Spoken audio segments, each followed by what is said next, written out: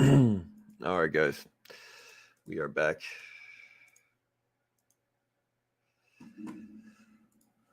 All right.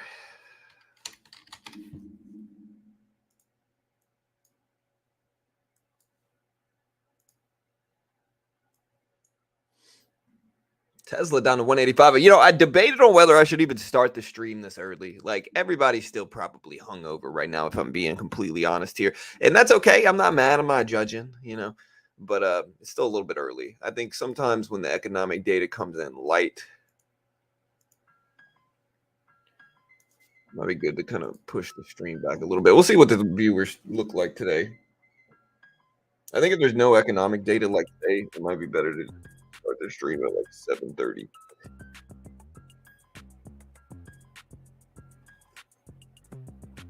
But good morning, guys. Hope you guys have a happy holiday. We are back today.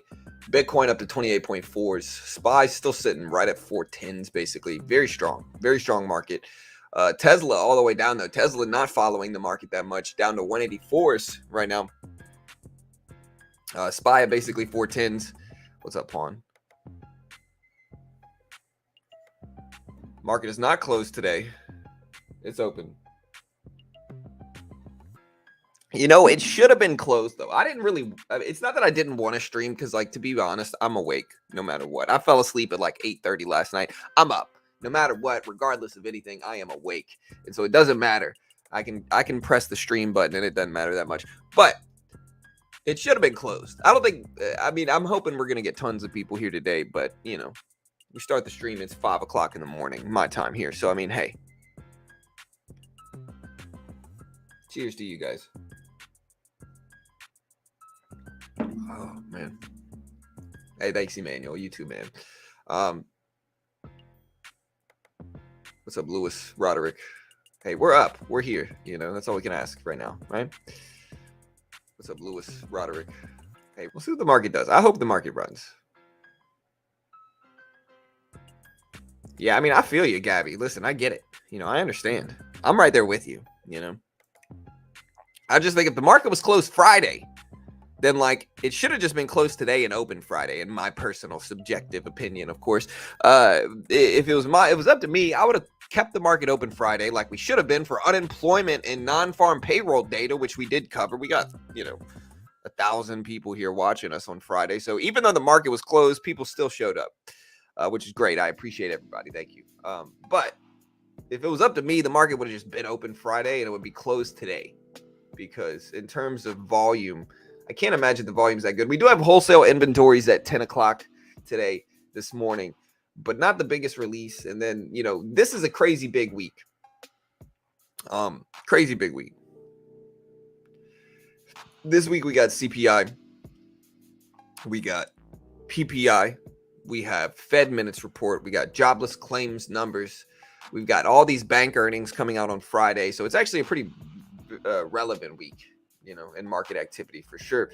If you didn't catch it, we did stream Friday, just for you guys to remember. We did stream Friday. CPI did come out, or no, not CPI. I'm sorry. We did stream Friday, and non-farm payroll and unemployment came out. Unemployment came out lower than expected. Non-farm payroll data came out lower than expected. So, no. Yes, I think that's what it was. Let me check now. I forgot. Is that right? I think that's right. Let me see. So yes. So Friday, unemployment, non-farm payroll came in lower than expected. Unemployment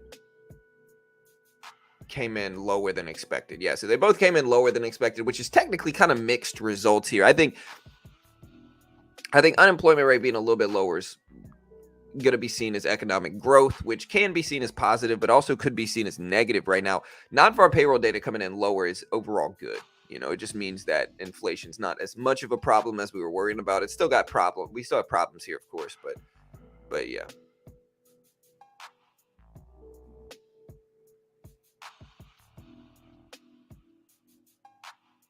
What's up, Beach? What's up, Puts? What's up, Emmanuel, Gabby, Pawn? What's up, dude? DS. Oh, man. Yeah, I appreciate it, DS. I appreciate the gesture of gifting the subs.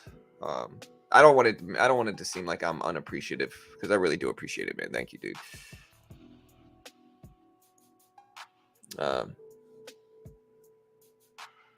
Yeah, and I don't know. I don't know if I overreacted on Ace. I don't think I did. I think it was a little bit too personal for me. I just, you know, boundaries, I guess. But I'm not even that mad at him, I guess. So it's all good, My kids aren't, man. My kids are no school today. We drove to Baton Rouge, bro. So I wanted to show you guys these. These are absolutely hilarious. Okay, so if you guys remember on Friday, I paid to have AI headshots done because I need headshots done for real estate regardless, right? So I paid to have AI headshots done. But they wanted 10 to 20 selfies. And I mean, no offense to anybody that might take 10 to 20 selfies of themselves, but they were like, yo, send me 10 or 20 selfies that you have of just you. And I'm sitting there and I'm just like, who takes 10 to 20 like solo selfies of themselves? Who has 10 to 20 solo selfies of themselves in different clothes? It'd be one thing if they let me sit there and take a, like right now, I'll take 10 selfies of myself from different angles right now, fine. But it's another thing for them to say in different clothes, different pictures, different backgrounds, send me 10 selfies of yourself. And it's like, bro, I don't have one selfie of just me. I don't have one picture of just me on anywhere of me taking a picture of myself with just me. If it's just me, I don't have a need to take a picture. So what I did was I sent them the same picture 15 times. And I was hoping that would be like a loophole, that it would still work. Well, I mean, they sent me some pictures, but like, it's hilarious. The results are actually hilarious. Like, some of them look like me, but a lot of them look nothing like me. Like, this is Jordan Peele's, what's the Jordan Peele movie about the scary people that live underground? Us. Looks like Jordan Peele's Us version of me. And it's hilarious. It really is, bro. Like, watch. I'll show you guys. Hold on. Yeah. These pictures, some of them kind of look like me. They made my nose bigger. My teeth are just not right at all. They took like they made my lips smaller when they put the teeth pictures in there. Like, look at these pictures. They are absolutely hilarious, dude. Honestly, I showed these pictures to my kids, and my kids were genuinely scared of the pictures because it kind of looks like me, but it looks like a long lost brother I just don't have. My kids were like scared of me. So like, this one's all right. This one came out okay, but like, look at this one. That doesn't look anything like me, man. My nose isn't that big. No offense. Anybody, that's not even a big nose, but my nose is smaller than that. If you guys look at it, it's just not like my nose isn't big. That doesn't look anything like me either. My daughter was scared of this guy, whoever this guy is, because that ain't me. The only good one, that one kind of looks like me. I kind of get it. But the teeth, they made my top lip smaller is the problem. And that doesn't look like anything like me either. I look like Jonathan Kahn from The Harbinger, in some of these. Like, this one looks like Jonathan Kahn. That one kind of looks like me, though. The problem was I should have shaved. I didn't bring my razor with me, and so they kind of have, like, stubble that I don't know what they did. That one's not that bad. That one looks nothing like me, and it's kind of funny. Some of them are cross-eyed, too. Like, look, this one's cross-eyed.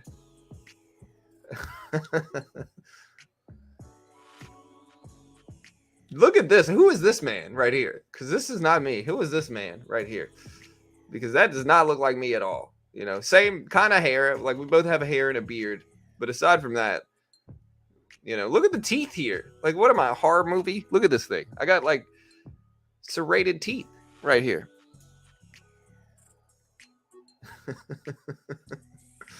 That one kind of looks like me. But my nose is smaller than this. That's the problem. That one looks like me. So the only ones that actually look like me, there's one in a polka dotted scarf. It's like, y'all, the only good one, y'all are going to put me in a polka dotted scarf. you know. I mean, hey, this guy, I don't know who this is, man. This is like Mr. Rogers and John mixed together. Oh, but man, I could not stop laughing when I saw these pictures. That one kind of looks like me. So that one, you know, I could probably keep that one. That one looks like me too, but they added wrinkles to my face. You know, like I don't know if they're going with like I got to make them look distinguished, but they added wrinkles. They added wrinkles. You know, it's something's just not quite right about them. They added wrinkles. Look at these. Like I don't have this many wrinkles. No offense to anybody that does, but like they added wrinkles here. Who is this man right here? Because that you know,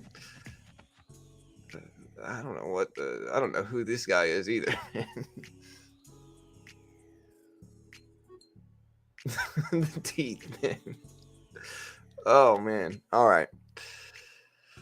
It's too early. This one looks normal. So like the one normal one, it's like they couldn't put me in a suit in the normal one. I don't know if I just didn't give them enough of my neckline to like work with.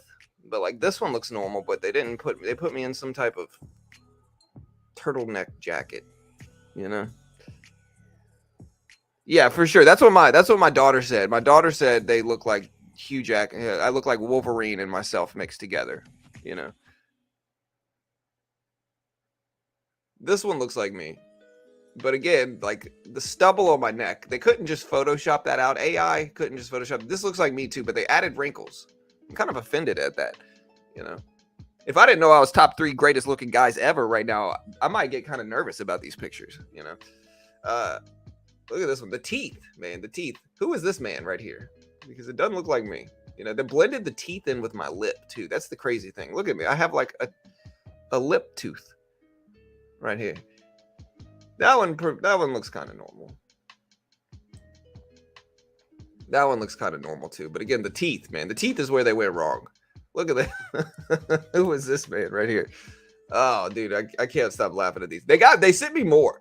I ended up sending them and doing it again and sending them like 10 to 20 selfies of myself. Who is this guy? This looks nothing like me.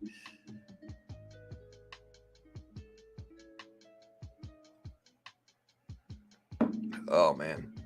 But I thought it was hilarious, man. I really did. I could not stop laughing at these. Some of them look okay, but like this one looks normal. But I could have taken this one by myself, to be honest here. But like I'll probably use this one right here. The only problem is the stubble. Like they couldn't Photoshop that stubble out, you know. That one does not look normal. That one does not look normal. That one kind of looks normal, but they made it blurry and they gave me more wrinkles. That does not look anything like me. And they gave me teeth lips. You know, like they blended my lips in with my teeth for some reason. And the AI platform just couldn't handle it. This is the only normal looking one of me right here. This is how I actually look. And again, they threw me in a polka dotted scarf. Okay. I'll look distinguished out here with the polka dotted scarf. This looks nothing like me. This one kind of does. This one, I mean, maybe I could use this one. I might be able to use this one. You know, this one, anytime they had to add teeth, bro, they just struggled. You could tell. This, I don't know who this man is, you know. But he's got nice teeth, but it ain't me. You know. This one's probably kind of normal too, but the teeth part is where they messed up. Blurry. Look at this man. It's like Elvis and I had a baby.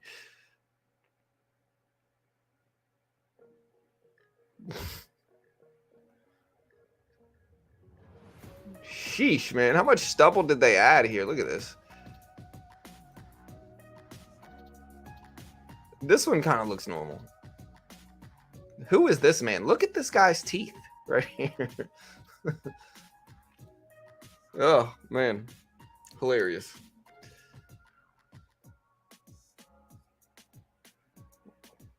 Oh, thank you, Gabby. I appreciate it, you know. Yeah, that's just what I was thinking. The normal ones.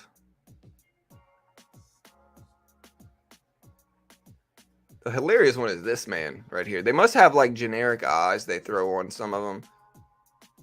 This one looks kind of normal. I could probably use that one. But who is this guy right here?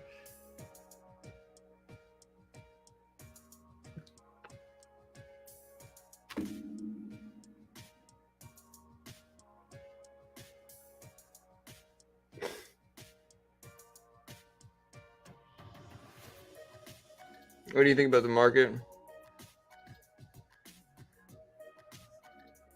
John London 2024. Hey, thanks DS. I appreciate it, man. Thank you, sir. Yeah, we're going for that, you know. We're gonna throw me in a polka dotted scarf up there, you know. That one looks kind of normal too, though. But my guess is they added wrinkles so they could blend it better, because the pictures I gave them were grainy. I'm assuming, you know. But like this is normal. Like this one looks normal. This one looks pretty normal. I could probably use this one. I'll probably use this one. The problem is they added wrinkles. Like, look at this. They added wrinkles. You know, like, why would they do that to me? Like, who would ever want that? And looking at these pictures, I'm gonna want to Botox it up after, 10 minutes of looking at these pictures, man. All right. Anyways, back to the market. Sorry, guys. What do you think about the market during U.S. session due to non-farm payroll data? Yeah, I thought they both came in underwhelming, but the market seems to like it. I mean, we're looking at the market right now, and it's gapping up some. It's not a huge gap up, but we are up a little bit. I mean, lower unemployment is obviously conventionally good. So lower unemployment is obviously conventionally good. Non-farm payroll numbers coming in under what's expected is probably seen as a positive as well, I think. I think people are going to interpret that as a positive regardless. And so, we'll see what the market does today. I think a lot of people are just going to watch the market right now to see what it does.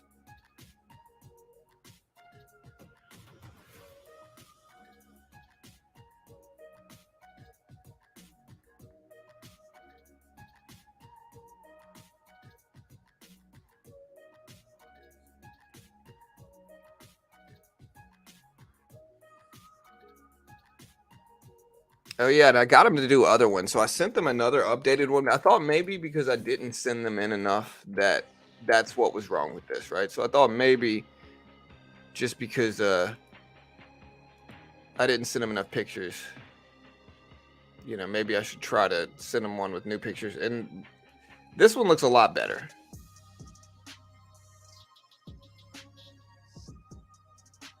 But like, I wore a hoodie and they gave me hoodie pictures.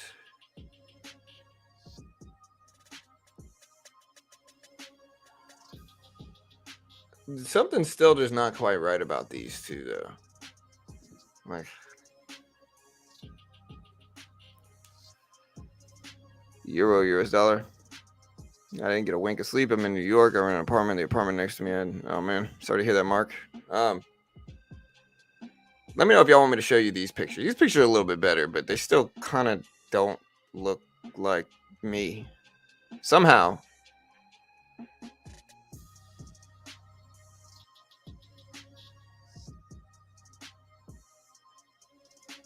They've got to have like a generic eye thing that they send, because this doesn't really look like me either, to be honest.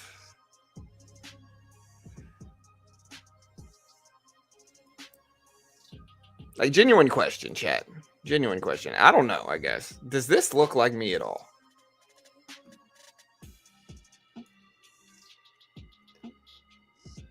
To me, it doesn't. To me, that's like, hey, that's not me. So like, if that's not me, how in the world are they saying it's me? How are they sending me these pictures back? Like, here you are, sir. Maybe I got to try a different one. Does it look like me? Genuine question. I'm confused. Hey, what's up, Johnny? What's up, man? Hope you're doing good, brother. Some of these kind of look like me, but other ones just don't.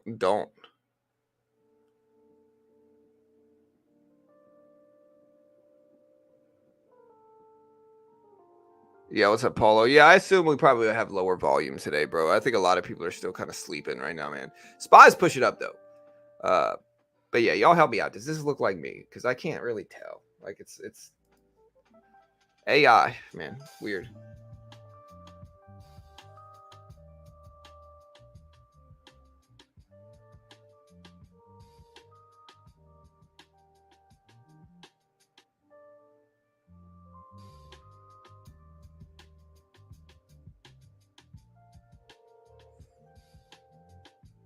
Oh no.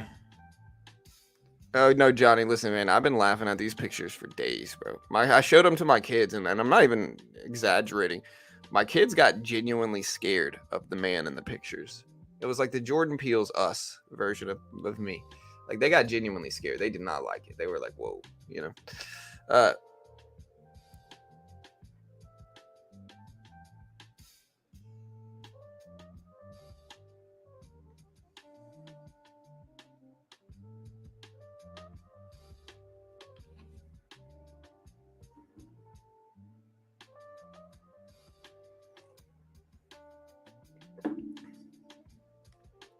all right, guys.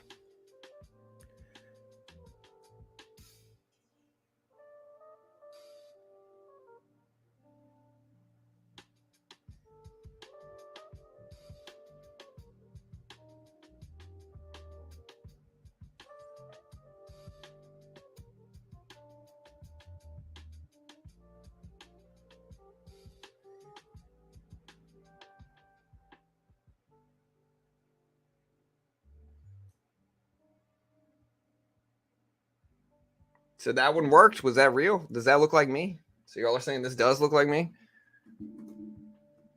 Yet I can't tell. Look, they got other ones too. Look at the new ones here. Like they got a bunch of these. And I don't mind these, you know.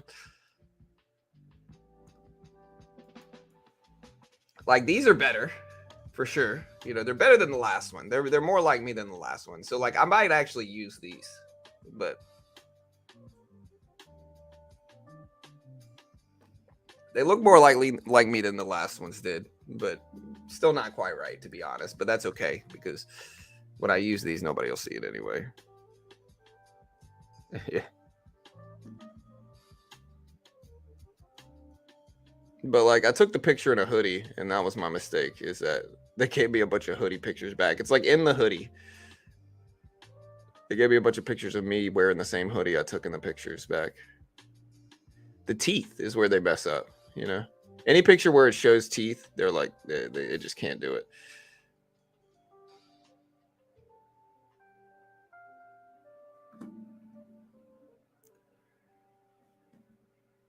Yeah, you know. Which is all right. I'll take it. You know what I mean? Like I will take these. You know, they kind of look like me.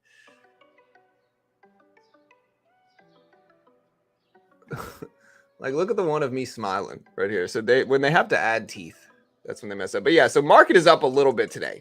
So again, the market is up a little bit today. Bitcoin back up to 28.4, 28.5. SPY up to 409s right now. 409s. Tesla's down today, man. I might think about buying it up, but it just depends. But I'll think about buying it up. But I don't know whether I want to or not yet. But I'll consider buying it up.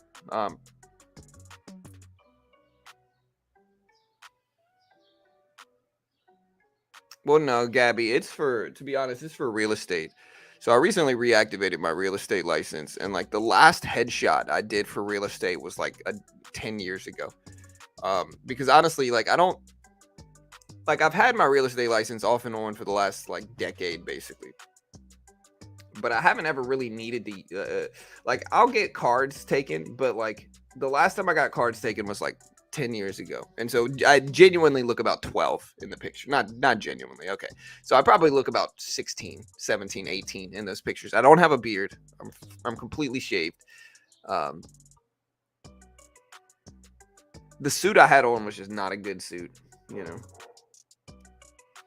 And so I reactivated my license. I should probably get a headshot done, but I don't feel like having anybody come here and take it.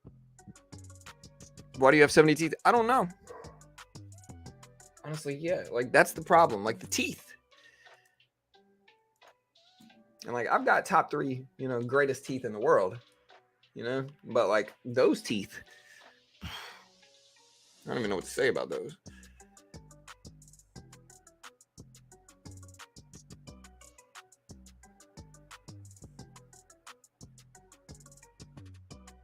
But these are much better. I'll give them that. They're much better than the last ones. They look much more like me than the previous ones did. Something's still not quite right about some of them, but that's all right. Anytime they had to add teeth is the problem.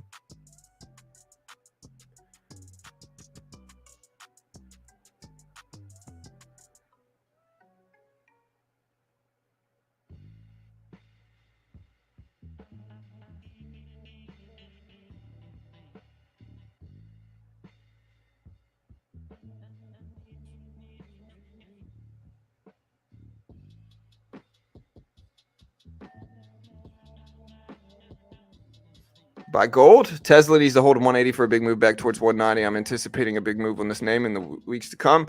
Hey, we'll see what happens. You're going in on the oncoming housing crash? Maybe. I might buy up some stuff. We'll see.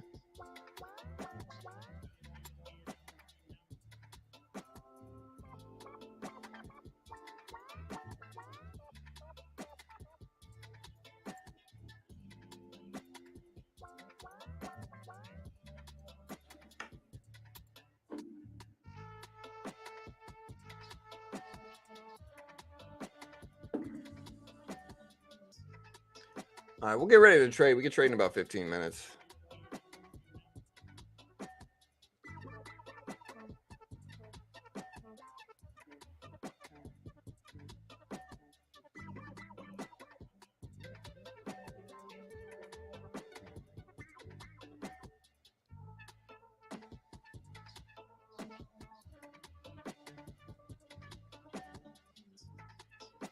Problem is, they got my eyes the wrong color too on these. I mean, my eyes are green, by the way, for anybody who wants to know, but they made them like dark brown, which is all right, you know. But I guess they can't. The AI can only do so much, I think, you know.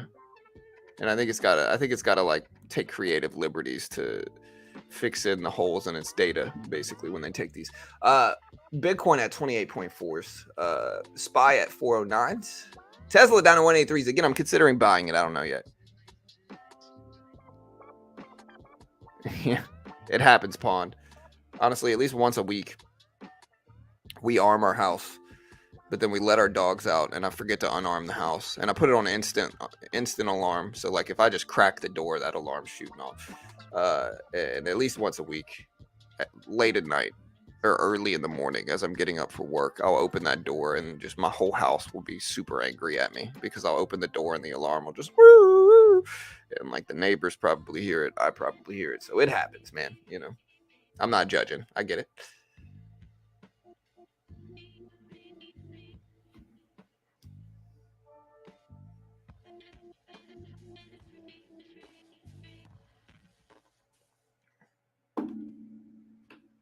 All right, so SPY at 409s, Bitcoin moving up today.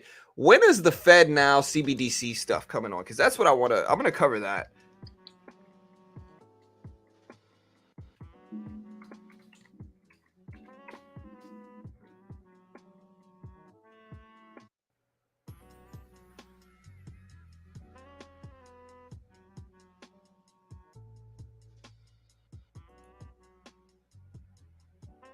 All right, so the Fed Reserve said that FedNow service will start operating in July and provided details on prep. So the first week of this month, the Fed may have began the formal certification of participants for the launch of the service of the FedNow service, the CBDC. Early adopters will complete a customer testing and cert program informed by feedback from the FedNow pilot to prep for sending live transactions through the system. So yeah, this is something we're certainly going to be covering too. Let's be realistic. Buy gold will hold value, but how will you sell gold? It's not as liquid as you think. Yeah, well, gold, it's not like a transaction. The only way gold will sell like that is if you buy like the futures contract of gold or something like that, or a gold ETF. You can get rid of that pretty quick if you want. I mean, that's one of the ways to get around that. What you're saying, Naquan, one of the things is like, yeah, you could buy a ETF, you could buy a futures contract. Those are liquid enough for sure where you could just unload them. Oh yeah, selling millions is a different story, brother, for sure. But again, it's not impossible, but yeah, it's certainly less liquid than anything, you know, than a lot of other things. But I think if you buy gold, though, I think the whole point of buying gold, though, is long-term appreciation. So like long-term gold will keep up with inflation, and like that's the point. You know, now there's a lot of ways that investors can keep up with inflation, because that's the goal, really. It's just keeping up with inflation. There's a lot of ways you can do it. One of the ways is real estate, obviously. Regardless of whether you get a mortgage or whether you pay cash, you're going to keep up with real estate. And I'll give you examples why. Okay, so like say you get a mortgage right now. You get a mortgage right now, say, regardless of the interest rate. Say you get an interest rate under 8 right now. You get an interest rate on 8. Say over the life of your home payments, your mortgage payments. Number one, say you're paying $700 a month, $800 a month. Say you're saying $1,000 a month in mortgage payments every month, right? Number one is that generally your house is going to appreciate over time to keep up with inflation. That's number one. So generally your house will appreciate over time to keep up with inflation. Not always. I can't guarantee anything. I have no idea if it will or not, but generally houses will appreciate with regards to the market over a long period of time, over decades. Number two, the other way that it's going to kind of hedge against inflation is that over time, as prices go up, your $1,000 mortgage payment is going to slowly become less valuable over time. And so, like, when you get that mortgage, it might be like, man, I got to pay $1,000 a month. Oh no. Over time, theoretically, that $1,000 should become less significant because of inflation. Like when the prices of everything else go up, a locked-in price of $1,000 per month in a mortgage is going to be less. It's going to hurt you less, basically. It's going to be less severe on your pockets. That's one of the ways. So either whether you get a mortgage or whether you buy cash, your houses will generally keep up with inflation. Of course, you can put in the S&P. That'll give you 8, 6, 8, 12% a year, anywhere between 6 and 12% a year, realistically. That's one of the easiest ways to keep up with inflation. And of course, what I usually hear from this is a lot of people are weary of that because we could crash or whatever they think we might do. Even if we crash, unless you have to sell now, the people who lose the most in crashes are people who sell. So the people who lose the most in crashes like that are people who sell and get emotional about it and sell as the market's coming down. Those are the people that lose the most. In terms of market history, generally within 5 years everything goes back to the way it was. Generally, not always. Some stocks always lag behind and some stocks overperform and do well, but generally within 5 years the market will be back most likely. And so in that regard, we can look at, oh no, a crash, but I guess time heals a lot of wounds there. And another thing to understand is that, and this is the big part that people really should understand if they're putting money in the S&P or they're putting money in the SPY. The big thing to really understand, guys, in that way, is that the S&P gives you 6 to 12% a year on average, and that includes when the market crashes. Okay? So what does that mean? To say that crashes are included into that percentage. That means that on healthy years of the S&P 500 and the SPY, on generally healthy years, it's going to do over that. Okay? And so that's the big thing to understand is like, yes, the S&P 500 on average will give you 6 to 12% a year. And people say, well, what about a crash? That includes crash statistics. So again, what it means is that generally on a good year, it will do well over 6 to 12% a year. On a good year. Not always. That's how you see stocks like Tesla going up 100%. You see Apple pushing up, Microsoft pushing up huge amounts over the last 6 months or so from Chat GPT and AI stuff. And so that's the big thing to understand is that, again, the market will give you more than that on a good year generally.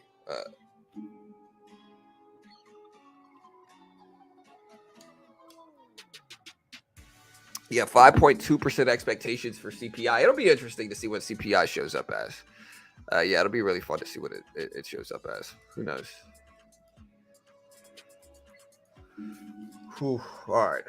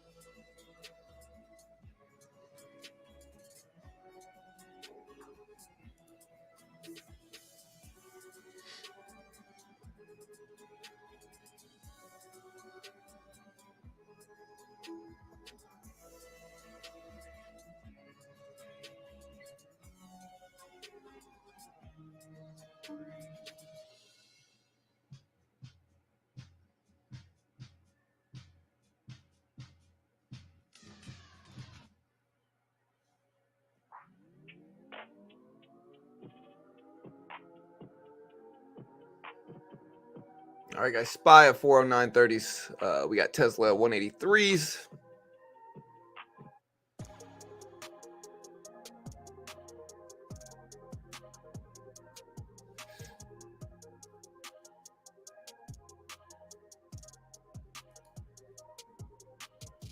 Bro, what do you think about gold market? I think gold's interesting right now, but I think it's generally a hedge against market weakness. And so I think if you're going to put money in gold, you have to understand that sometimes it'll go counter to what the market does, and sometimes it'll go with it. It just depends on which way you look at it in that regard. Like if you look at gold, like a gold ETF, what's a gold ETF? What's the gold futures contract? Does anybody know? I don't generally trade gold.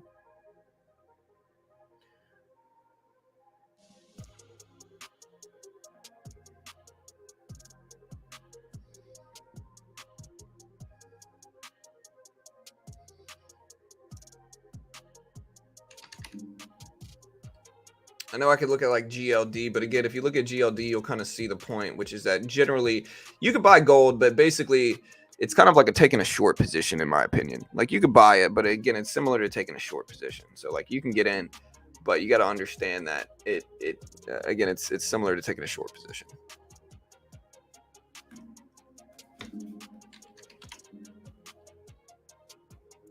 All right, so yeah, gold.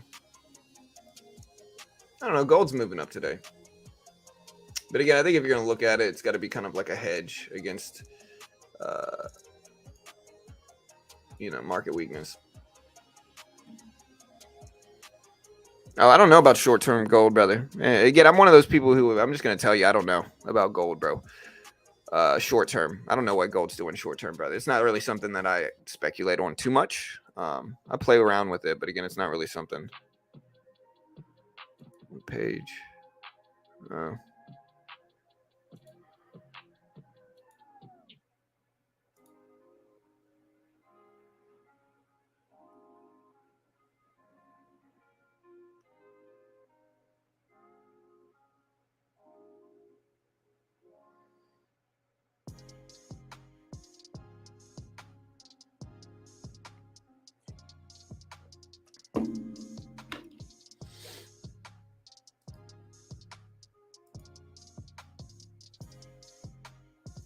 All right, guys. So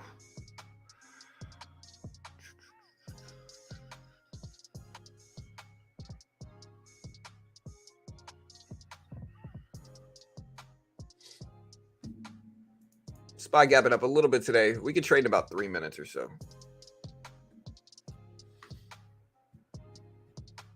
Yeah, any coin shop will buy gold. You're gonna have to take a hit though. There's gonna be some slippage when you sell it. That's the problem. It's like you could do it, but it's gonna take some hits when you sell it for sure. So.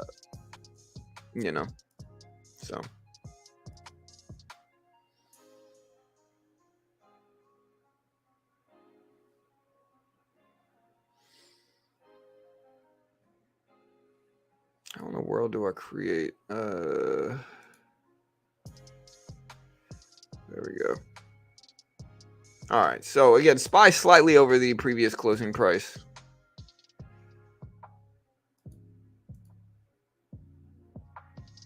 How in the world do I add one here?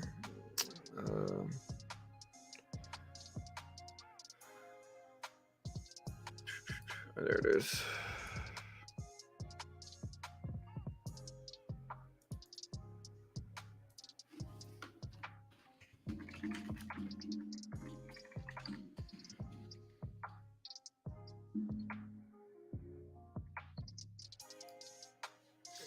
All right, guys. So again, gold ETF moving up a little bit today, kind of moving with the market. Again, is there a value in buying a Tesla dip? I'm thinking about buying the Tesla dip here. Is there a reason Tesla's dipping down? Let me check the news. So we had Greek CPI come out at 4.6%.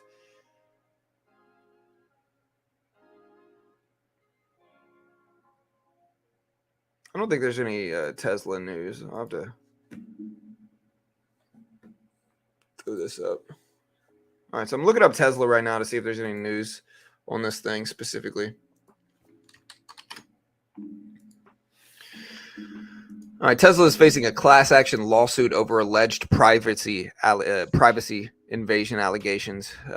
So an owner of Tesla So an owner of a Tesla vehicle in Cali sued the EV maker for allegedly violating the privacy of its customers, according to Reuters. It followed reports of Tesla employees having access to invasive recordings of customers caught by their cars. So basically, the lawsuit infers that Tesla cars can hear you, can like listen to the audio that's inside your car. The class action lawsuit was filed by a San Francisco resident. The car he has is a Model Y. His name is Henry Ye, and he alleges that Tesla employees were able to access recordings within their car for their, quote, tasteless and tortuous entertainment and the humiliation of those surreptitiously recorded, end quote. Tesla did not respond, which is bad, because if Tesla hasn't responded to this, like, okay, here's where I worry about Tesla in this regard. All right, here's where I worry. My guy,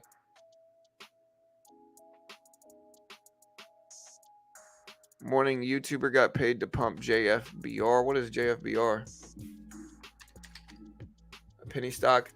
You ever do that? Do you ever do that? No, I have never taken money. Jose, I'll tell you this. I have never taken a cent from any stock, like any penny stock company trying to promote themselves. I've had them reach out to me. You better believe I've had them reach out to me, bro.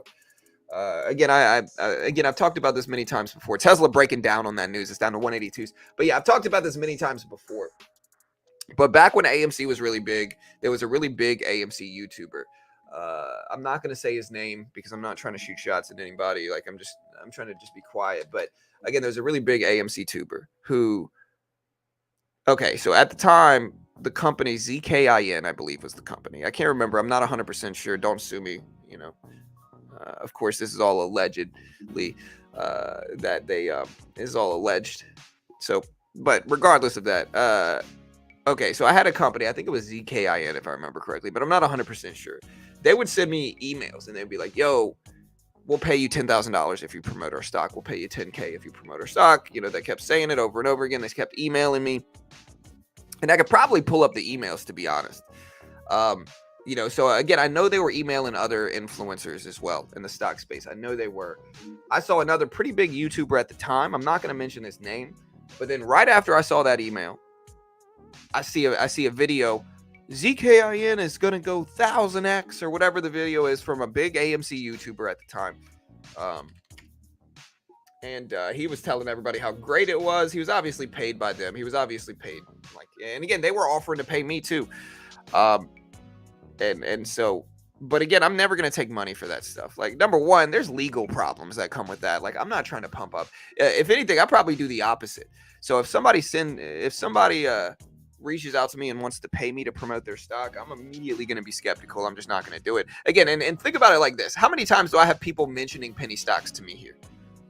I don't even trade penny stocks. I don't buy them. I don't have any positions in any except I have 2 positions right now in HKD and MSGM, but I'm down on both of those. Never made money on those. I'm down on them. I bought 1 share of each of those just in case, because HKD was once at 2,500, and so I bought 1 share. So if it goes from, where's it at now? If it goes from $7 to 2,500, I'll make money, but it's not looking pretty, and I might just cut it. But I got 1 share of those. Those are the only positions in penny stocks I hold. And again, think about it. I appreciate the $20, brother. Thank you, man. I appreciate the $20, brother. Thank you. But I guess the point is that, yeah, I'm not taking money to promote penny stocks. If anything, I probably do the opposite. People mention penny stocks all the time here, and they're like, hey, John, what do you think about ABC penny stock? And I'm usually highly critical of these stocks. I'm usually highly critical. So I'm kind of doing the opposite. If people want to pump a penny stock, they know this ain't the place for it, because I'm probably just going to make fun of the stock. You know, point is, I'm not taking that money. Eventually, the YouTuber deleted the video because he got so much heat from it. Probably because, I mean, I'm the one that, you know, I kind of told everybody, but so I kind of feel bad about it. But in the end, man, YouTubers should understand. Like, you can't be blinded by that money. Like, you can't say, oh, $10,000. Wow. Like, I'm just going to promote this sketchy, obscure, low-float penny stock so this company can rug pull everybody, which is kind of what happened, I think. If you look at the stock now. And again, to clarify, I don't know if it was the company themselves or a pumper that was reaching out to me. If you look at the company now, it's at 65 cents. It's gone from basically $10 down to 65 cents. So, that's kind of what happens. Yeah, allegedly. But I appreciate the $20, brother. Thank you, man.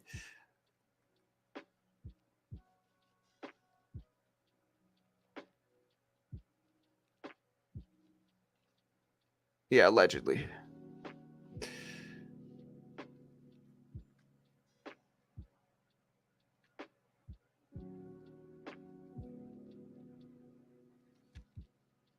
Well, Tesla's down right now because I think they're getting sued. I don't know why they're down, to be honest. But again, I think they're getting sued. Tesla apparently is potentially getting sued by one of its San Francisco Tesla owners because basically he said that they were listening to audio recordings of the users.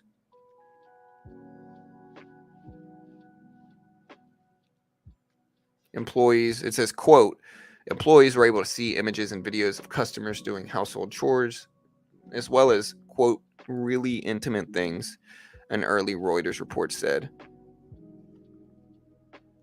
So that's crazy, man. So if Tesla can listen to you while you're in the car, I don't know if I like that.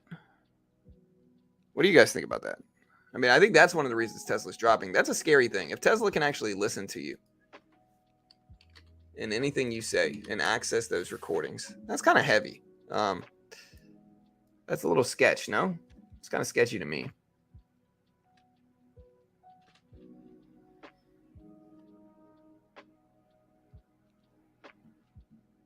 I don't know if it's FUD. I hate the word FUD. Like, any criticism isn't FUD. I'm not saying it's,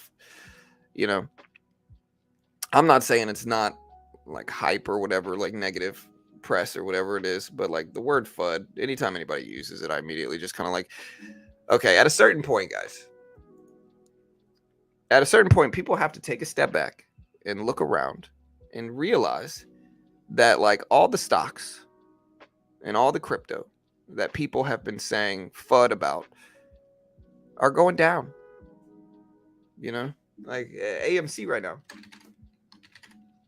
at $5. Here's a weekly chart. Pretty rough.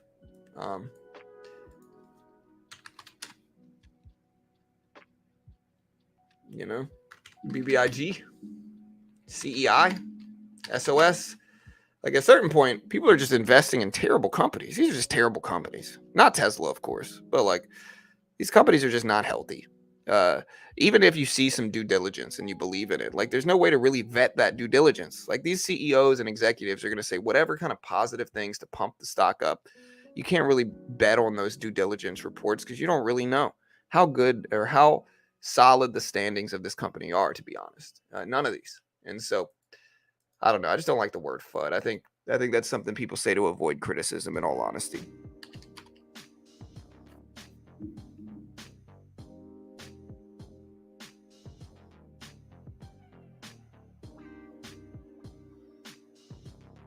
Cell phones do. What's the difference? Oh, for sure. Cell phones definitely can. I bet.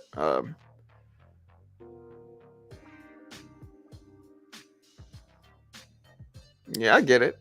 I understand. What's the difference between a trader and an investor? Hey, thank you, William, for the donation, brother. I appreciate it. What's the difference between a trader and an investor? Investor's supposed to be longer term. Trader is short term. So trader is like if you're buying something and selling it within like a couple weeks, really.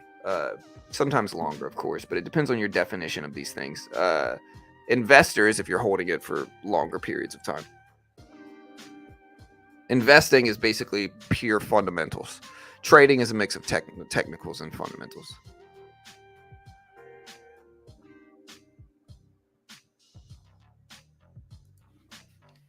What's the deal with Troika? I mean, it's moving some, but I mean, you got to look at the broad picture of it, though. So, like TRKA, it's moving a little bit, but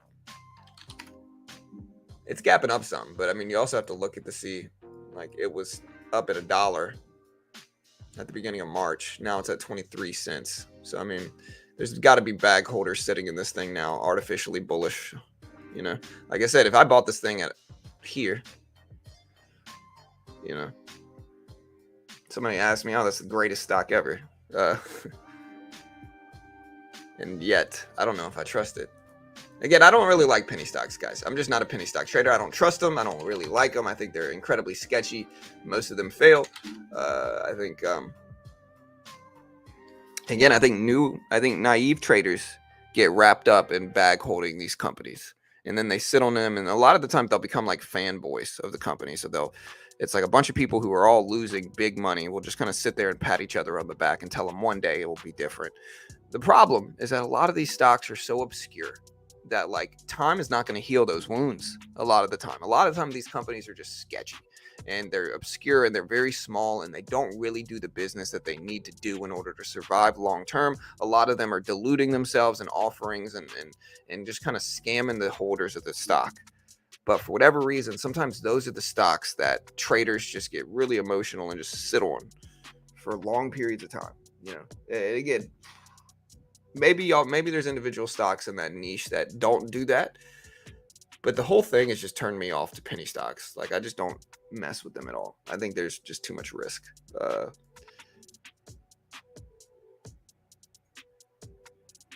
Again, I've been trading for a long time.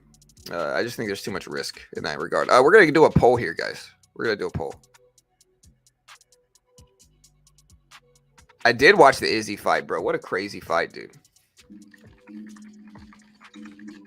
Does the market end green today is the poll. Or no, I didn't watch the fight. Actually, I'm kind of bummed. I'd love to say I did, but this is what happened. This is what happened. I bought the fight. So I paid the $80 for the fight. But I was traveling in Baton Rouge. So we went to Baton Rouge. We had a crawfish boil. If you saw what I posted on Twitter, I can tell some people don't know what a crawfish boil is because I posted this on Twitter. And like, look, I had a crawfish boil. So, or we had a crawfish boil. I didn't. My Uncle Dan did. But a good old Southern crawfish boil. But we went to Baton Rouge and we drove in Friday. And then by the time Saturday happened, we had been driving and dealing with kids and family, and we went to a crawfish boil, and I had a couple beers, and I just ended up falling asleep. And so I watched the first two fights on the card. I watched, but I missed the Gilbert Burns versus Masvidal fight. I missed that one. I missed the Rob Font fight, and then I missed Izzy versus Pereira. I did catch the KO in the first fight. I can't remember who it was, but I did catch that one, but I missed it.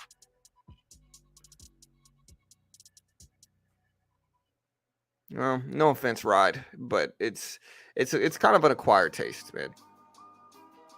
Like crawfish are like a Louisiana thing, and so it depends on where you ate it. A lot of people don't understand it. You got to be raised on it. I think if you build it up in your head a lot, there's some people who don't like it and they think it's weird, and I get it. But I think some people just psych themselves out for it too much. It's just, it tastes like shrimp. It tastes like shrimp. Kind of tastes like lobster a little bit. If it's seasoned right, it should be good. Crawfish aren't crunchy.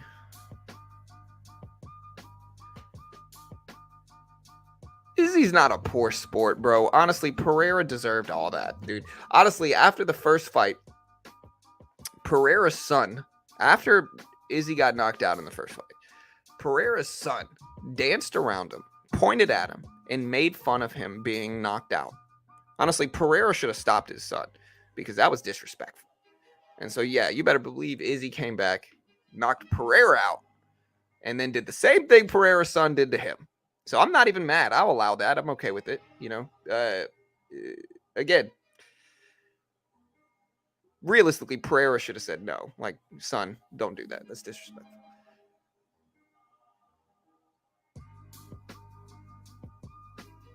Yeah, don't eat the shell. It won't be crunchy.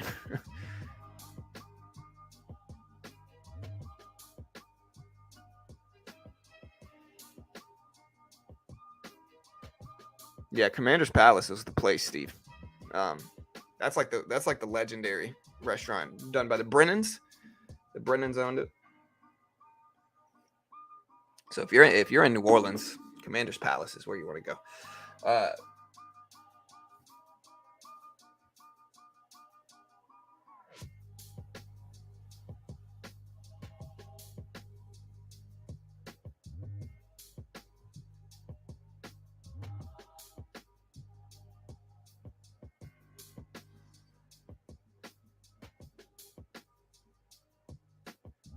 Crawfish boys are big in Sweden? Really, man? That's cool. All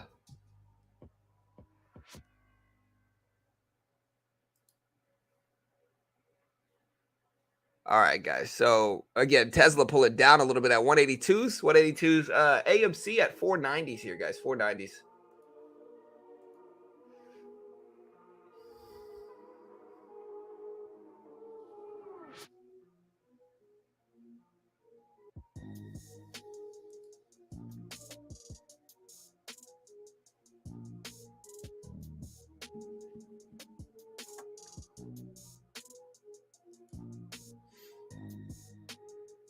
I know, but it's not about that, Ernie. I mean, listen, I think Pereira should have stopped this kid. You know, that's Pereira's responsibility.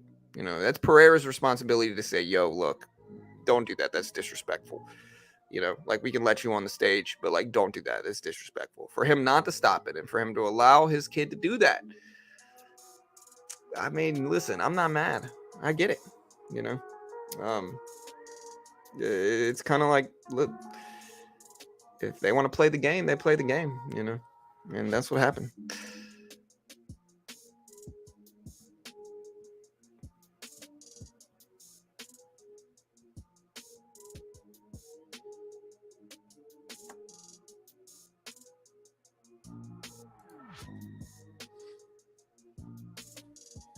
All right, guys. So yeah, CPI Wednesday, bank earnings, Fed minutes.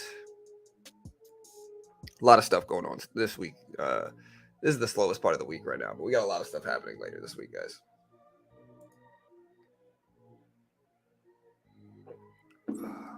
Yeah, I love crawfish. AI running up a little bit. Yeah, Microsoft at 291s this morning, man. Microsoft's still flying on, man. Look at Microsoft. Microsoft had one of the biggest green days we've seen. 291s.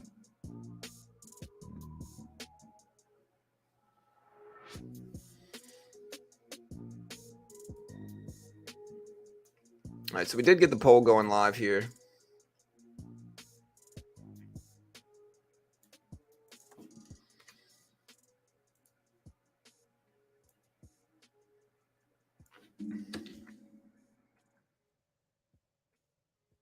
Let me get this scrolling in the bottom.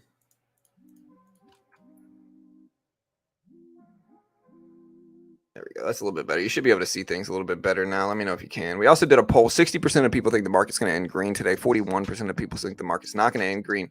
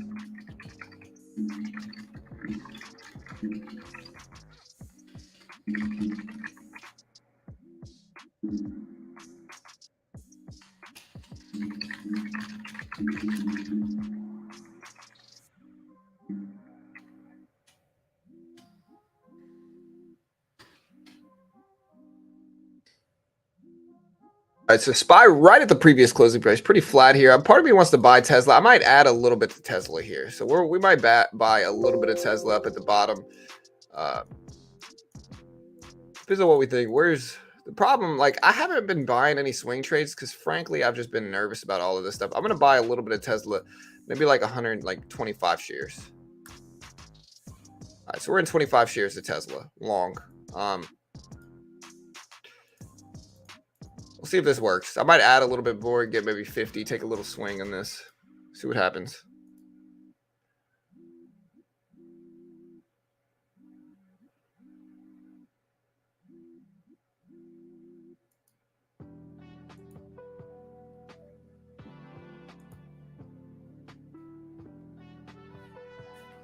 Are you a fake inverse Kramer page?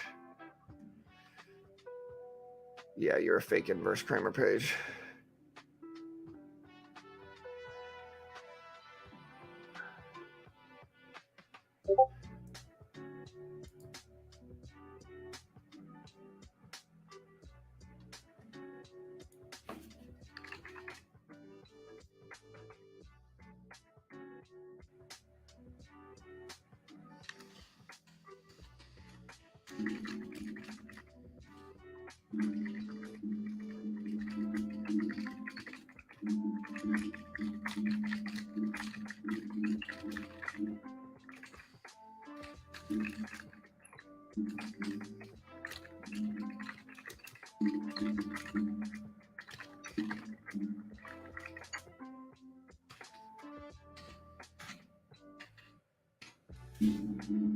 All right, so yeah, we're in Tesla. We're up a little bit here. We'll try to take some profit as soon as we can, get a reasonable profit in there, but we got to give it some time. Yeah, I mean, inverse Kramer, nothing against you, man, but like every time I buy any position, I always have somebody disagreeing with it. And so, I mean, well, I understand you might not like it, regardless of whether I make money on this one or not. It really is something that, like, again, people have been telling me not to buy stuff every time I buy it. Like, I bought up Microsoft at 250s, and people were like, no. You know, I bought up Disney at 90. People were like, no, don't do it. I bought up, Snapchat at 7s and 8s. People were like, oh, this dude's an idiot. You know, I bought up a bunch of stocks, and every time I did it, people were like, no, don't do it. And so I guess the point is, like, I really have to just tune everybody out. I'm not saying y'all are even wrong. Maybe y'all are right. But again, I gotta just tune people. Too many people are just too emotional about specific stocks. You know, so it's like people, for whatever reason, some people, and I'm not saying it's you, because it probably isn't. You might just not like Tesla here. That's all good. But some people are just, for whatever, you got people who fanboy and just love some like individual stocks. And then you got people, for whatever reason, that just hate certain stocks. Like Snapchat's got a lot of haters for whatever reason. I don't know why. I still don't understand why Snapchat's got so many haters. Where's Snapchat at right now? Still at 1050s. So not bad.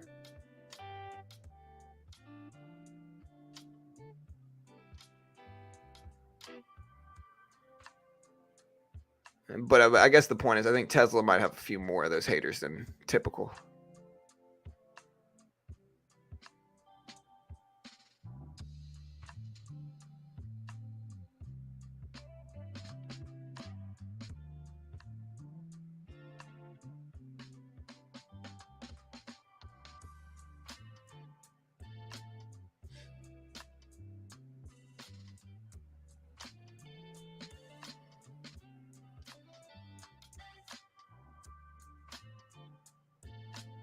All right, so we're still in here. Look at the SPY all the way down at 409s right now. 409s on the SPY.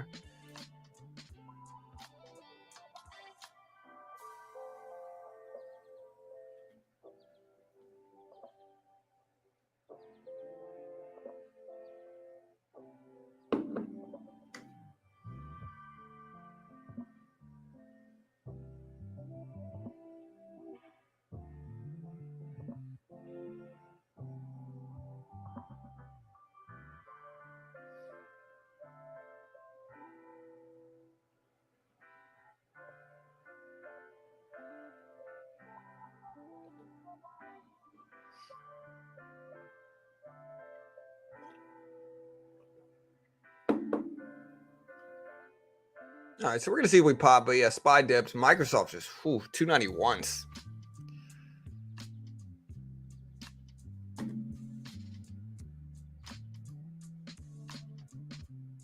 Robinhood. Well, Robinhood maybe, but again, Robinhood probably, like,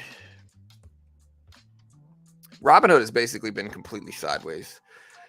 Robinhood's problem, the main problem that happened with Robinhood, is that Robinhood had the AMC and Ape traders turn on it. So Robinhood had the AMC and Ape traders just turn on them. Basically, once Robinhood pulled the stuff it did, have you had a bad trading day before? What would you do? Stop trading. Number one, here's the big problem that most people face, brother, is that most people face the problem of too large of size. Okay, so a lot of people are trading way too large relative to what they should be, and they're oblivious to it. And so a lot of people are trading way too big of size, and they don't even realize it. So like for instance, you get a lot of gurus out there in the trading space. A lot of gurus are telling people that they can make. I've seen some crazy stuff. They're telling people they can turn, $500 into $100K in a couple weeks or whatever it is. Right? There's just some crazy people out there that are really just trying to sell people courses. They're trying to sell them stuff, and so they have to overestimate like their profit potential, or they have to overstate their profit potential. But what the consequence of that is that you got a bunch of people who are now trading way too large as new traders. And so people run into these big problems where they have a bad trading day and they lose way more than they really should be. Like realistically, depending on your account size, if you've got like a $5,000 account and you're trying to day trade, you need to be buying like $20 worth. Like you need to be trying to make $20 a trade, give or take $20 a trade. You've got 30K, 40K, you can maybe shoot for like $100 a day. Maybe, that's a big maybe. That's a lot still. You got 100K, 200K, you can maybe shoot for like $200 or $300 a day. You got $500,000, then you could try to shoot for 500, $800 a day maybe or so. That's the sizing that I would specifically use. And again, I can't guarantee you're going to make money. I am not liable if you lose. I have no idea what I'm talking about. I might be wildly wrong about everything here. So do not copy me. Not liable if you lose. But I guess the point is like scale down your size. If you're having a really bad day, if you're trading too large, it's just going to make it much worse. It's going to magnify the problems if you make it much worse.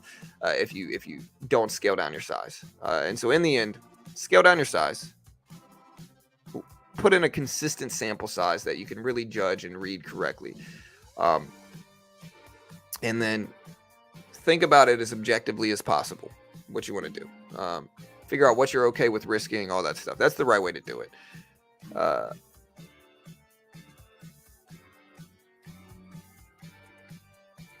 Yeah, they keep throwing more money at the program. Yeah, that's kind of what happens. 99% win rate. Yeah, it's just silly, man. A lot of it is just silly, in all honesty. Y'all do me a favor. Hit the like button. Run those like numbers up, team, if you haven't already.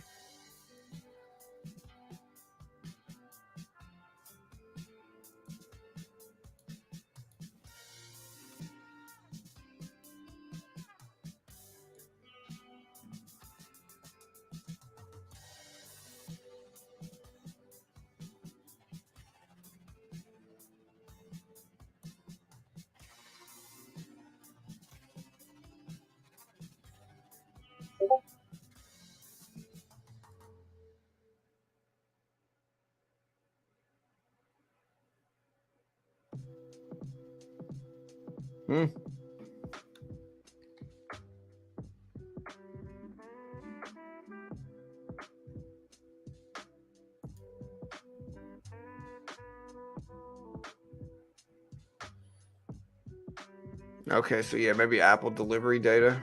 Where is that data coming out at?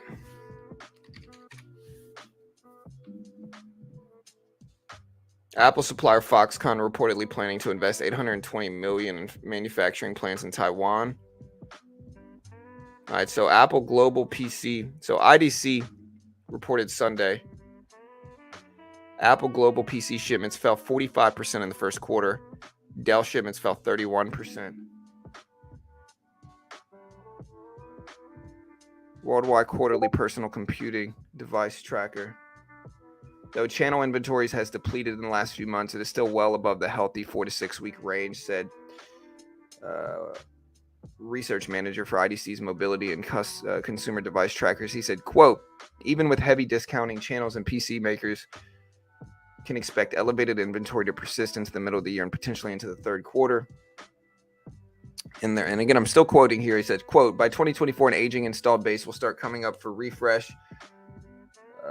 If the economy is trending upwards by then, we expect significant market upside as consumers look to refresh, schools seek to replace worn down Chromebooks, and businesses move to Windows 11. If recession key markets drags on to next year, recovery could be a slog.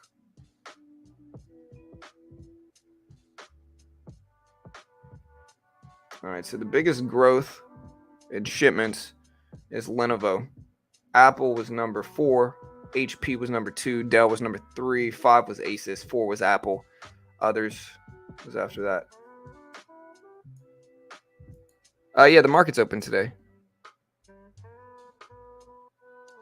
1% risk per day is not a conservative trading style, man. That's a ridiculous statement. No offense to you, man, but it's just a ridiculous statement. Okay? To say 1% a day is conservative is insane, brother. Insane, man. Again, it's just ridiculous. 1% a day, bro. You're trying to tell people that making 200+% a year is conservative? I mean, no offense. We're gonna cut Tesla here. Get out less than $20. Like I said, we took a little swing. It might run back up too, but we'll wait. But bro, listen, we could agree to disagree. I guess it's all good here. But 1% a day, people are gonna lose their accounts pushing for that, man. Again, the reality of it is,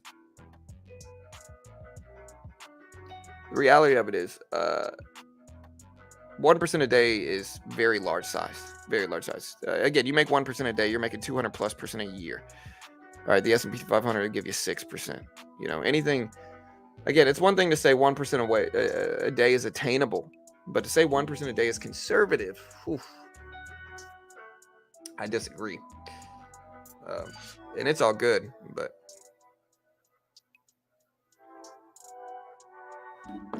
do the math. I'm doing the math, man. How many market days are open a year? What, like 200, 220 or so?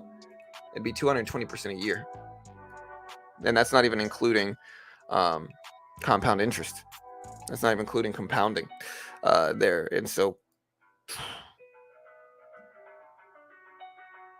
I disagree. Very conservative. I disagree. Okay, and listen, man. Again, I think y'all are watching too many gurus. No offense. I mean, I disagree. Okay, think about it like this. All right, say you got a $30,000 account. Right? Say you got a $30,000 account. Right? Basically, saying 1% a day is conservative would be making what, 220%? So you're gonna turn a $30,000 account into, 80, 75. That's a lot. If you could do that, Goldman Sachs will headhunt you straight out of here. You know what I mean? It's certainly not easy or conservative to do that. And again, it's all love here. Like, we could agree to disagree on this, but I think that's where a lot of traders run into problems, is because they're told 1% a day is conservative or small. Whew, and I'm talking about profit or losses. I'm talking about making profit or losses 1% a day.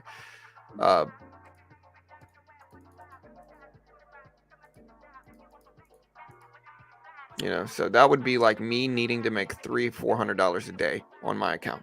That's not even including the equity I have. So if I got about 160,000 in equity, right? That would be the equivalent of me making 1.6K a year, or $1,600 a day. I think my math might be off, but let me make sure.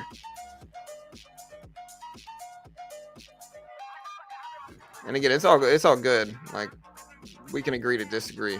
But yeah, $1,600 a day is just a little bit out there for this account. If I try to make $1,600 a day trading, I will lose this account within a month or two. And so again, it's not conservative.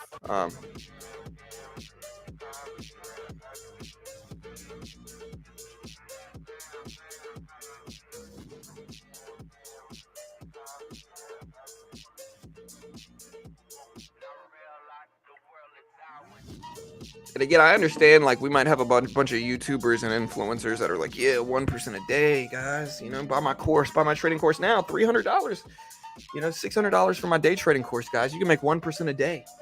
My course is only what you would make in a day if you took it. I understand the advertising being done about that. But again, I think it depends on the situation. Funded account program, maybe, but putting up the money yourself, 1% a day is too big, way too large for my taste, at least. Again, you'll lose your account within a couple months if you try to push for that every day. Like, if I tried to push for $1,600 a day in my account, Oh man, that account's going to be gone within a couple months. Because frankly, that's just too big. It's too big of gains per day to make. Maybe 0.5% at 0.25% or something like that is a little bit more reasonable. But again, the thing to understand, the reason that seems crazy to me is because the larger amount of profit you try to make per day relative to your account size, the larger the chance that you're going to lose your whole account with it eventually. And so you might get away with it. I'm not saying you can't make 1% on any given day if you have a really good day. I'm not saying you can't make that. What I'm saying is that if you put it in your head that you need to make 1% a day in your account, like if I have to make $1,600 a day in my account, eventually you're going to lose it. And so again, I just think that's way too large. And I think, again, to put it into perspective, guys, if you really could make, and again, I want you guys to really understand this. If you could really make, 200+% a year consistently, and you had the sample size and the actual stats to prove it, Goldman Sachs would hire you in a heartbeat, And so I guess the overarching point I'm trying to make here is that it's not as easy as that. If you can make that, again, you would get headhunted by Goldman Sachs, by JP Morgan. They would be at your door being like, yo, you can make 200+% a year consistently, and you got the sample size to show it. They would hire you in a second. There's a reason average gains for hedge funds can be like 10%, 20%. Sometimes they lose versus the S&P too. And again, it's all love here. We could agree to disagree there, but I just don't think 1% is reasonable. I think you got to go much smaller than that. Yeah, I think that's the biggest misconception of trading in general.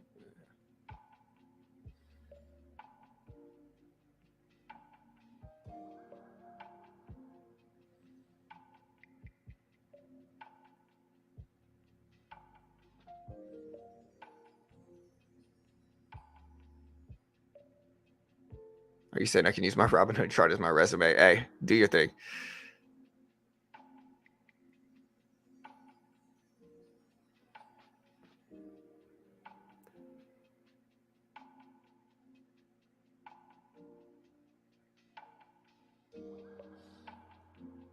I got scammed $10,000 by my friend who claims he is a pro. Well, he's not your friend, sir.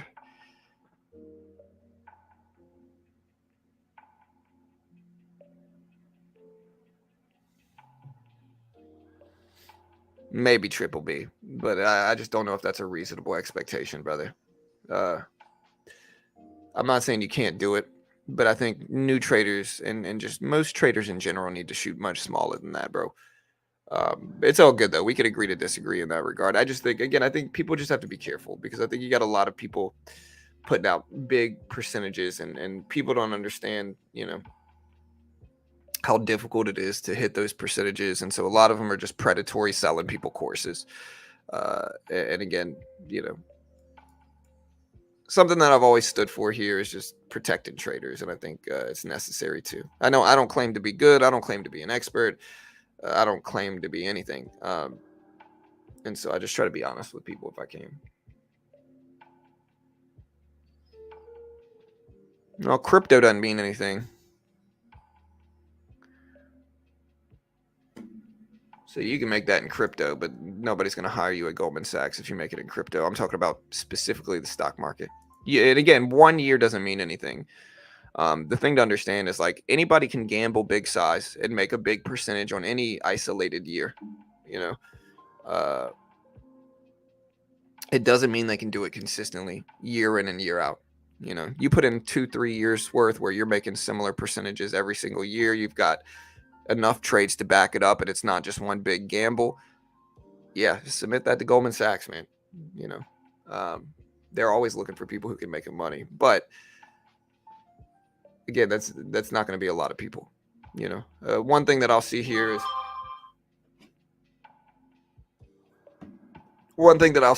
that I'll say, hey guys, you can't turn $5,000 into $20K easily. And somebody will say, nah, bro, I turned $5,000 into $20K. And sure, anybody can do it. Let me put this into perspective. Anybody can gamble and just put up big money and risk big money and take some huge risk and make big percentages. But there's a difference between gambling and getting lucky and making some big percentage on a trade, uh, or not even gambling necessarily. There's a difference between getting a really good trade that's not the norm, that's kind of an outlier trade that you end up making big percentages on. There's a difference between that and being able to do that consistently day in and day out, day in and day out. There's a huge difference there. And so I'll be like, yeah, you can't make, yeah, I'll be like, hey, you can't make 1% a day consistently every day, very easily. And I'll have somebody say, well, I made 1% one time. And it's like, well, one time doesn't matter. Anybody can gamble and put up big size and make a big percentage. The hard part is doing that day in and day out over and over and over again. That's just not easy. And again, for new traders especially, I think they have to have reasonable expectations for the market. If you can make 30% a year, you're elite in trading. If you can make 30% a year, you got to tune a lot of the get rich quick scheme marketing out there. And just if you can make 30% a year, you are elite in terms of day trading. If you can do it consistently and you have a decent sample size to prove it.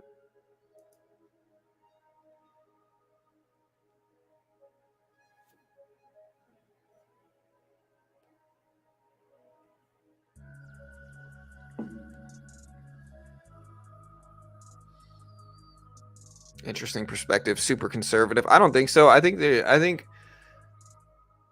just so many scammers out there that are just trying to sell you courses, guys.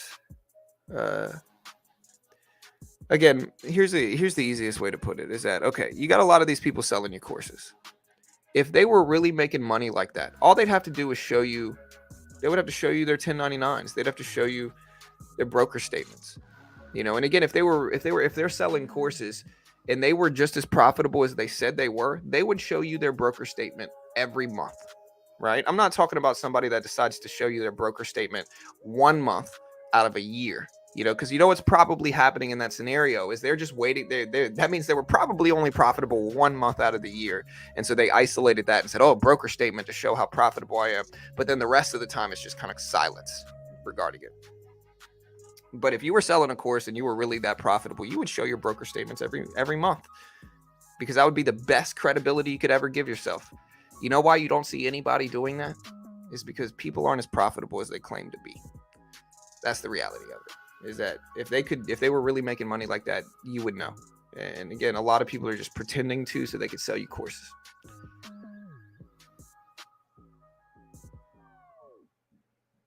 Yeah, I'm not saying you. What casino game you think is closest to trading? No, poker certainly is closest to trading over anything else.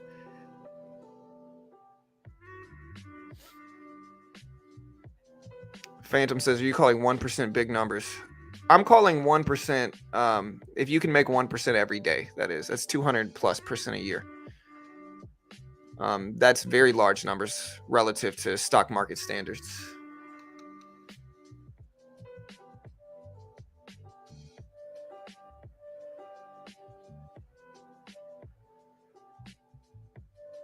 Why would I want to work for Goldman Sachs if I can make more money? Well,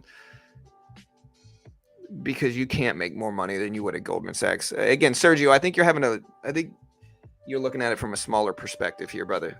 Think about it like this, right? You might be able to make good money for yourself, Sergio. But if Goldman Sachs gave you 100 million, you would make more, even if you got to give them whatever their little percentages are. You would make far more with their leverage and money than you would with yours. That's why you want to work for Goldman Sachs, man.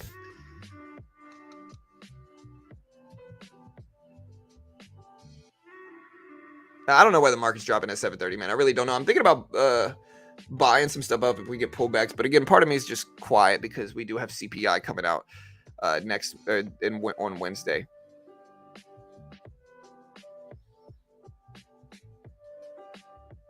Yeah, respect to the outliers. I'm not saying people can't do it. You can make 1% a year, do it. I'm happy for you. I really am. And I think there's traders out there that can. But saying 1% is conservative is something that I think a lot of gamblers are just trying to justify gambling.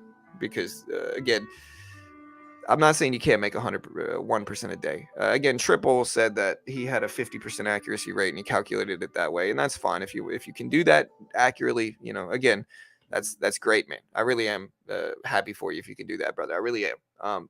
But I wouldn't really necessarily call it conservative because again, 1% a year, if you make it every day, is going to be 200+% a year. 30% stock market terms is elite. And anybody that tries to tell you that it's not is usually trying to sell you something.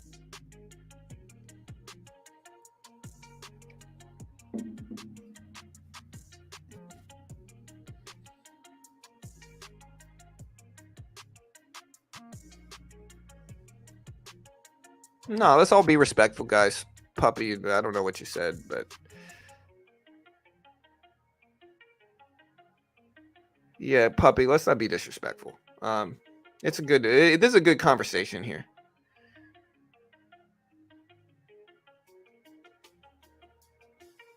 Yeah, for sure, Sergio. It's all good. Yeah, let's just keep it respectful here. Yeah, 1% a week is great, honestly. If you can get by with that. Oh, the market's nonsensical, Amir. So the market's nonsensical.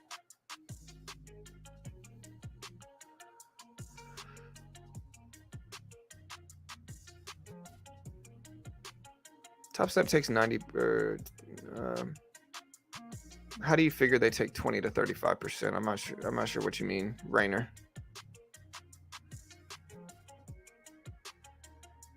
Right, for sure, Gabby. Yeah, again, the thing to understand is that like elite percentage on a year is 10 or is 30, 40, 50% a year. Like you can make 30, 40, 50% a year. You are in the top 1% of traders. But the problem is like you got a bunch of people selling courses out here, gotten a bunch of retail traders trying to act like, 200% is, nothing. Chopped liver, 2% or 200% is chopped liver here. And, like I said, man, anything, if you can make 50%, you are doing better than a large majority of everybody else. SPY breaking down, it's at 408. Right, for sure, Benjamin. Anything beating the SPY or the S&P. Yeah, right. That makes sense. I get it. Triple B. All good, brother. Yeah, that's a little bit different. Triple B. Yeah, 1% risk a day is different. Even that, I still think a lot, bro. But I wouldn't necessarily call that conservative. But I understand it a little bit more. I thought I thought you were talking about making 1% a day. That's gonna be 200+% a year. I still don't necessarily think it's conservative, but yeah, all good, man. SPY still testing lows here. It's at 408.20s.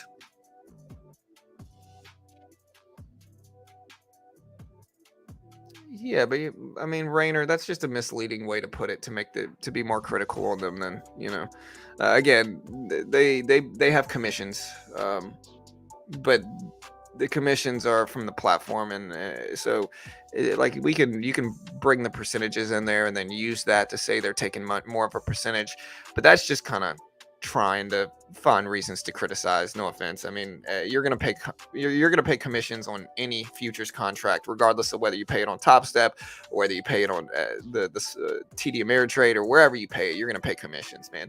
Adding that to the profit split and then using that to say that they pay less is just silly, man. No offense. Anyways, SPY break it down a little bit.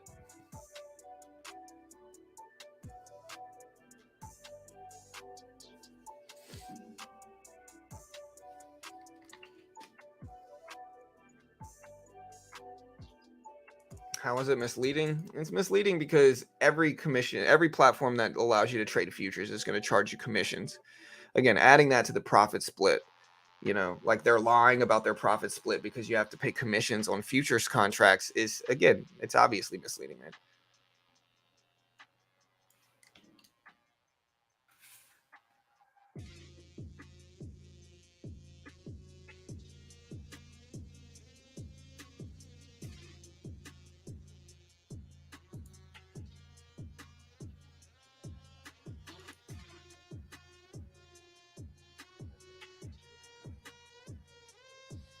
All right.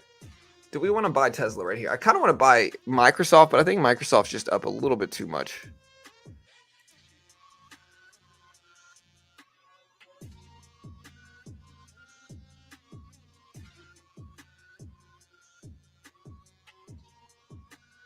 No, I didn't see an angel.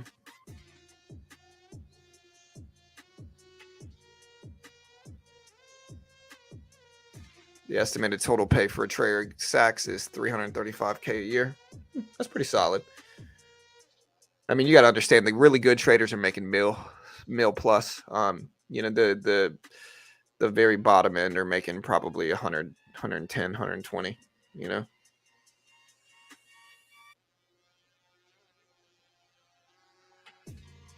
How did SQ end up doing? Did SQ end up ever bouncing back here?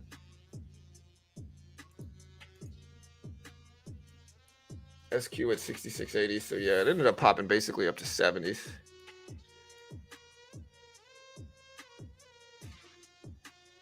Yeah, for sure. Me too. That's what I'm saying. People were like, "Oh, I hate." People are criticizing Powell, bro. I would love to. The crazy thing is that Powell only makes 200,000 a year. I'm not saying 200K is chopped liver, but it's in the ballpark of what I make running this YouTube channel.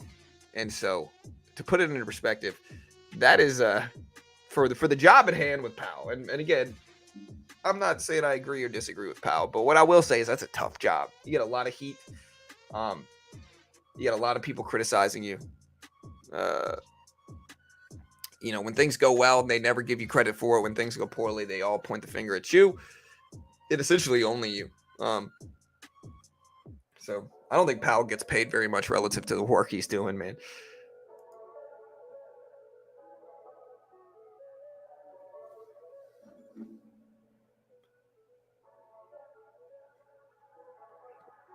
Yeah, AI. That's true, Kaylee. He will live on in memes forever.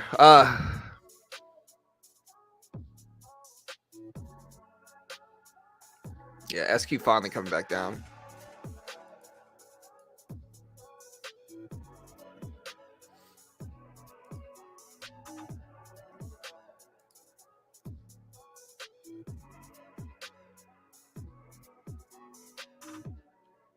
I'm going to show these again because I got new AI headshots done. The first ones were terrible. This one looks a little bit more like me.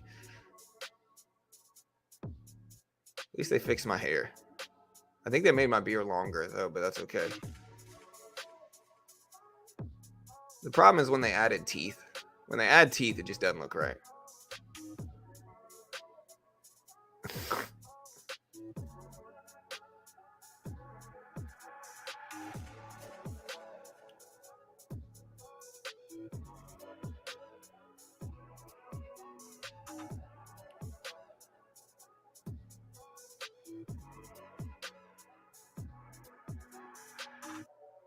They're not that bad. These look more like me than the other ones do. Look, when they add teeth, though. It's just kind of crazy. I think they might have made my neck longer, too. Like, look how big my neck is here. Did they extend my neck out in this picture? My neck's not that big. This one's a little bit better. I might actually use this one. But AI headshots, man. Honestly, what software are they using to build these? Like, what software are they using to build these? What is this right here, though? Whatever. Some of them don't look like me at all, though. That's the problem. Like, most of them look like me on this latest batch. But some of them don't.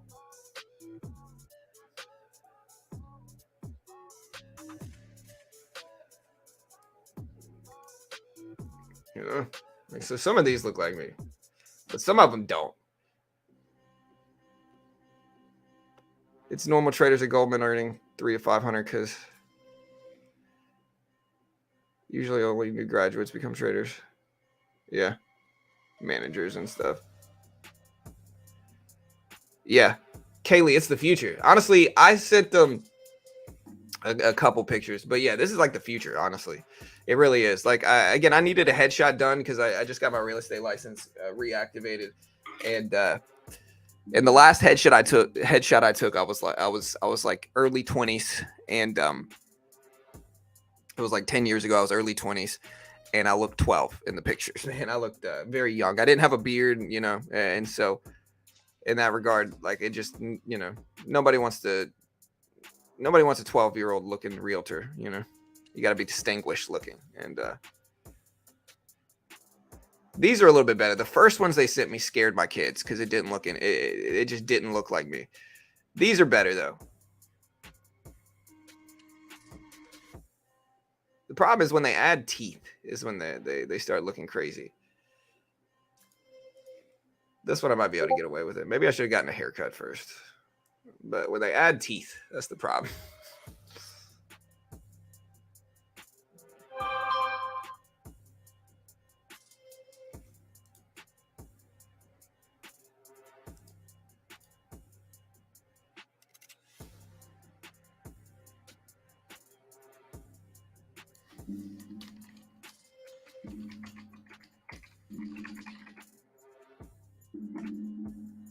All right, SPY bounced it up a little bit. Part of me wants to buy Tesla again, but I guess I'm just going to wait.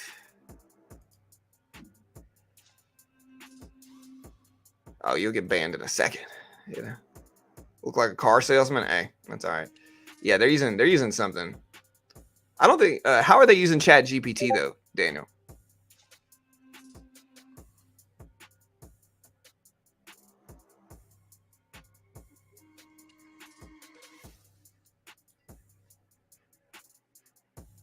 Hair? Yeah, my hair was a little crazy, but that's all right. I'll allow it. At this age, I'm just glad I have hair, honestly.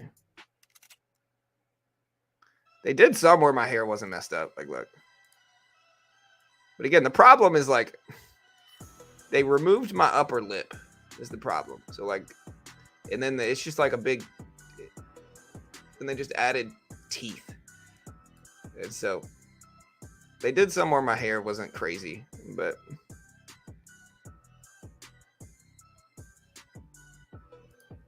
I think they made my beard longer in this one too. Look at this. I think they made my beard longer in that one too. I can't tell though.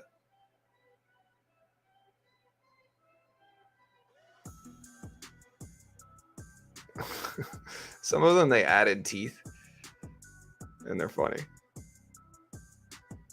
These are better than the last ones. The last ones they gave me, whew, those were bad.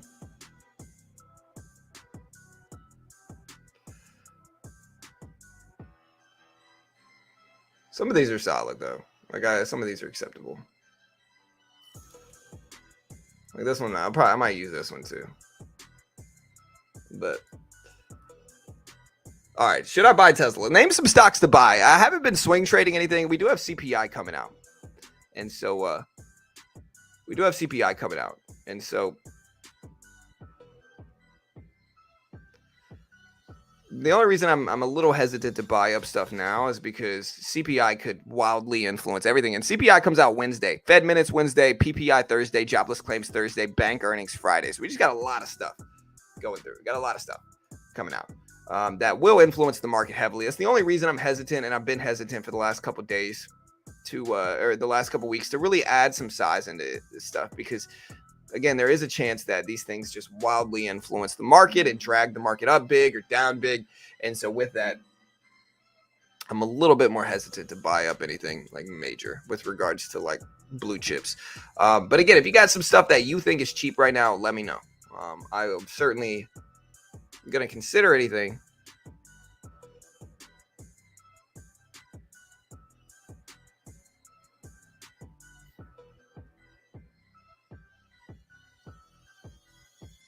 Yeah, it looks like I was on the Titanic. Voorhees. Looks like Titanic John.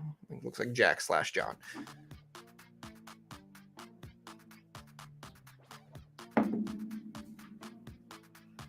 Yeah, y'all should have seen the other ones. I posted it on Twitter. Y'all want to see the other ones? The other ones look nothing like me, honestly, because they need you to send 10 to 20 headshots. And I said this last Friday, but they wanted to send 10. They wanted me to send 10 to 20 solo 10 to 20 solo selfies. And like, I didn't, and they wanted them in different clothes too. So it's like, bro, I didn't have one selfie of myself, just me. Like, I didn't even have one just solo selfie of myself. Like, I don't have 20 selfies. Who has 20 selfies of themselves? Like, by themselves, you know, not me. But look at this guy. So I think they did. They only had one angle of my face, and I think they took some creative liberties. Look at this guy. My daughter was scared of this man right here because it's not me. My daughter was scared of this man. They also added wrinkles to my face, which that one looks kind of normal, but I'm just going to call this guy Bill because it doesn't look like me. Look at this man. Who is that? That, they added wrinkles. They gave me teeth. That one a little off too. Something's just not quite right. This one kind of looks like me with added wrinkles. This man is like Mr. Rogers and me had a baby. Just off. Just off. So what I will say is if you're going to try it, make sure you send them enough pictures.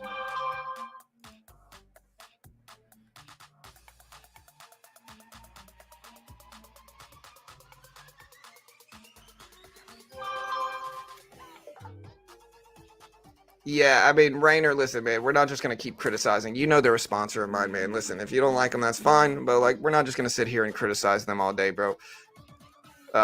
So, yeah. Bill has quite the wardrobe. Hey, listen. Don't talk about Bill that way. All right, guys, SPY down here. SPY is down some.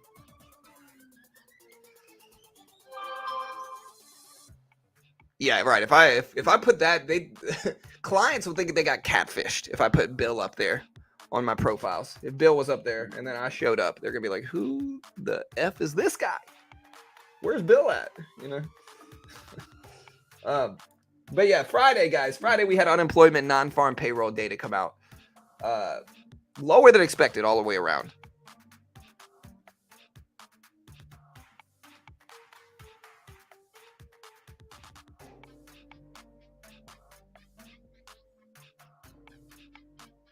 Yeah, Tesla dipping down. Again, I'm thinking about buying Tesla, but I'm not 100% sure. I'm not there yet. I'm thinking about it. We'll see. Again, this is actually a big week. We got unemployment, or we got CPI, Fed minutes, PPI, jobless claims, bank earnings, all this week. First couple days are slow, but Wednesday will be very, very volatile.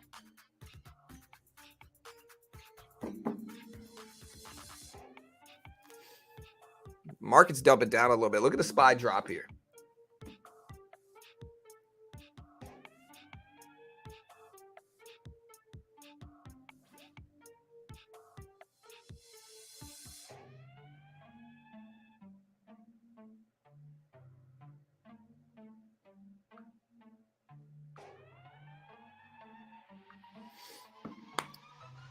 Anything, again, guys, what is a stock that you think is cheap right now? And blue chips that is, not as extended as the rest of the market right now? Let me know.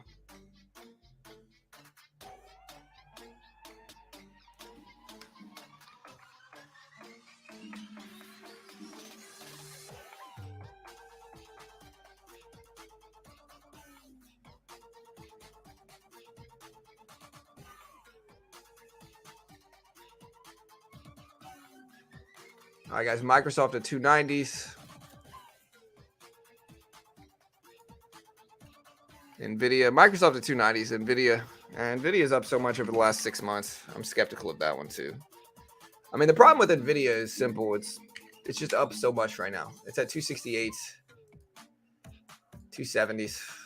Look how much Nvidia has gone up over the last 6 months. In October, it was at 108. Right now, it's at 270. So Nvidia is way too extended on the upside for me to buy this.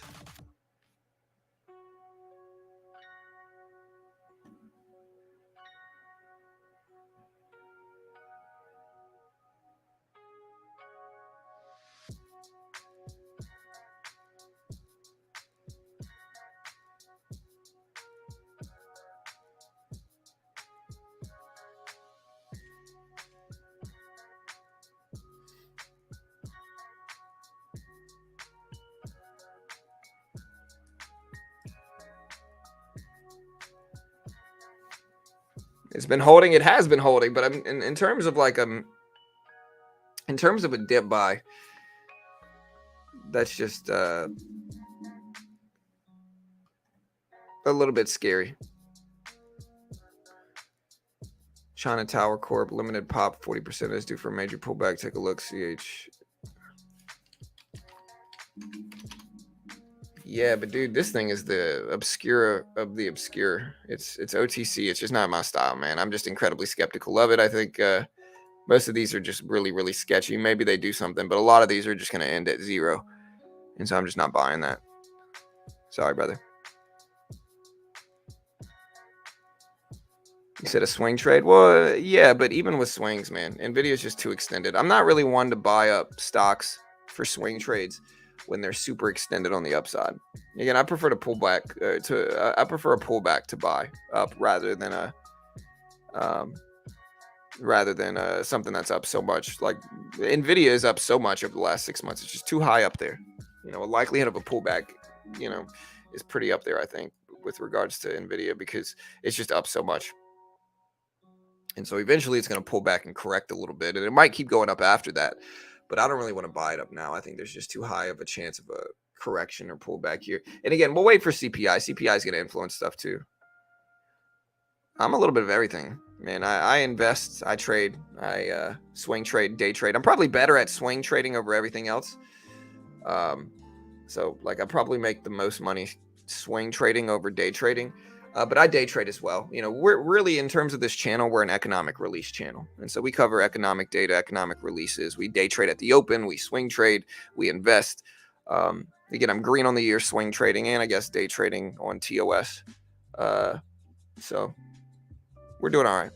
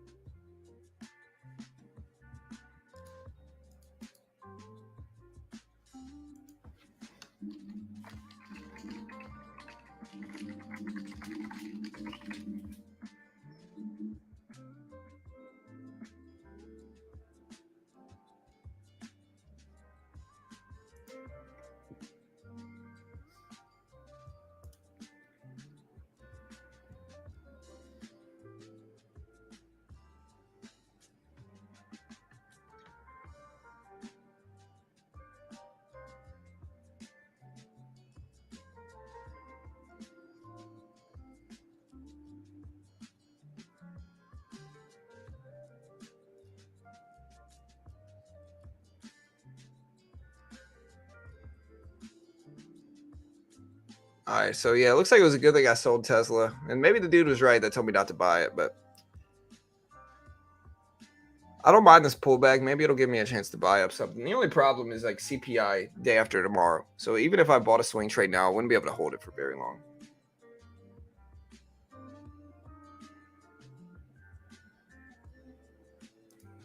Yeah.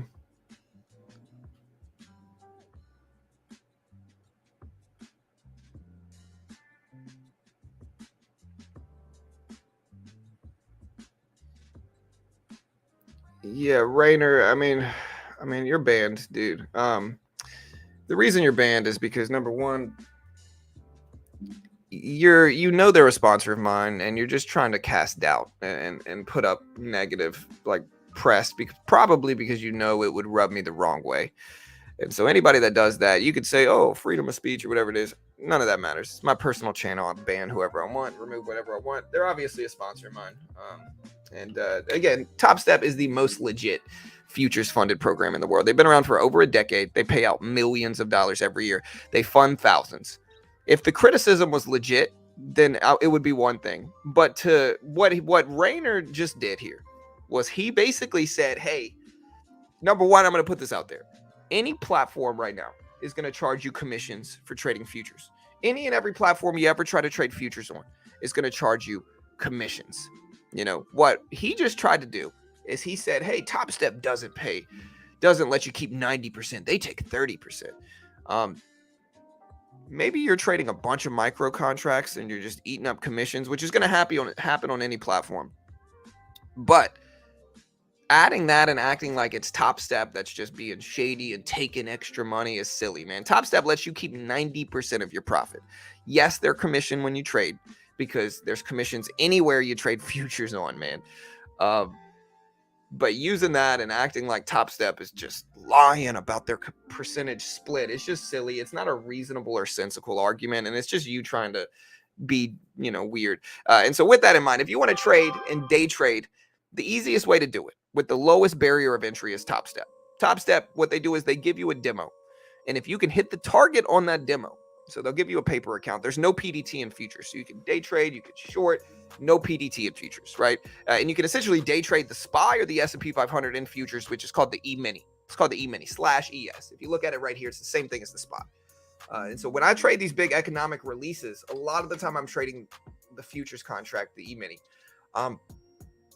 And again, there's no PDT rule. That's the big edge that futures gives you, is that there's no PDT rule. To put the money up yourself, though, you're going to need like $10,000 to $15,000, and most people don't have that. And so a cheaper barrier of entry, and you kind of have the best of both worlds, where it's like if you lose, you probably would have lost with real money, and you probably would have lost much more. But if you pass it, you still keep 90% once you're funded anyway. And so it's the best of both worlds. The base package is very cheap, so if you lose, it's not the end of the world. It's less than $140 a month. If you use my link, you get 20% off. But if you pass it, you still keep 90%. And they fund thousands of traders a year. They pay out millions every year to their funded traders. They're a sponsor of mine, of course. Yes, if you sit around talking negatively about them, and again, I already acknowledged what he said, and then he came around and started to bring it up again, you're going to get banned. But if you want to check them out, great way to help support the channel. Again, genuinely the cheapest way to get exposure to day trading. And again, I'm certainly biased in their favor. They are a sponsor of mine. So I'm certainly biased in their favor. So understand that. But yeah, if you want to check them out, here is the link.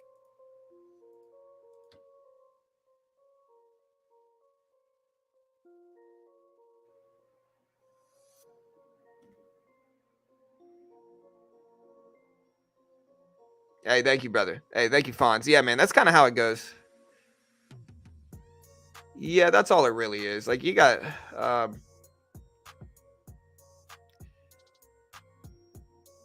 some people who are most likely just insecure with whatever they're doing about, in their own life. And so, they come to other channels, and, the easiest way to put it is misery loves company. If somebody's unhappy, they want to make other people unhappy. And, hey, man, let it out. It's okay. You get banned for life here, but let it out. It's all right. SPY breaking lows is under 408s. We'll see if this continues. Under 408s right now. So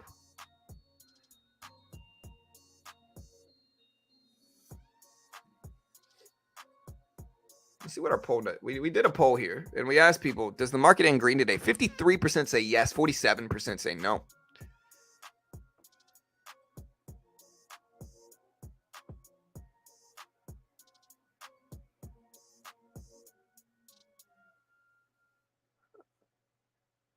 No, man, I don't know what that is, Saj. Sorry, bro. If you want to talk to me about something like that, Saj, just email me, beginnertrading@gmail.com. I'll try to get back, but I don't know, man. I'm usually very hesitant to, but you can email me and talk about it if you want. SPY just broke under 408s. E-mini break it down to, it's at 4120s. Tesla break it down to under 181s. But yeah, so again, listen to Fonz. Fonz says, quote, I've learned my lessons playing options as a beginner retail trader. I'm going to take John's advice after 2 years. I don't give out financial advice, by the way, guys. He said, I'm going to take John's advice after two years and slowly but surely grow my account to 25K. Hey, good luck, brother. I hope you make some money, dude. Again, no, slow is best. It's the biggest problem that most new traders face, is that they rush it in the beginning. They try to take too large of size in the beginning is really what gets them.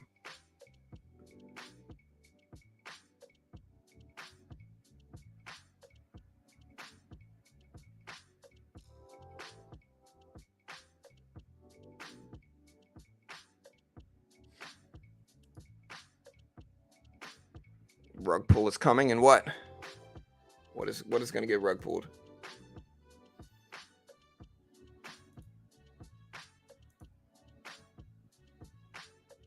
And what? Bitcoin up today. Speaking of rug pulls, Bitcoin up 28.4. Let's see if that holds too.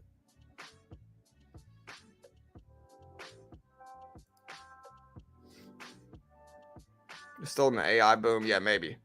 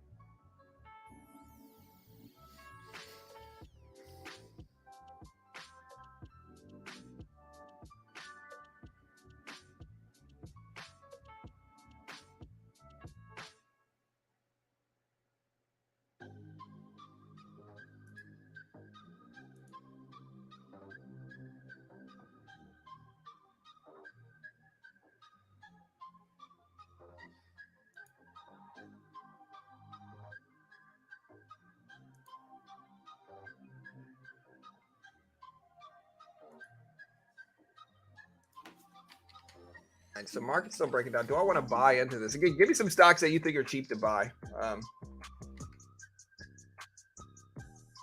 No penny stocks. I'm not really going to buy.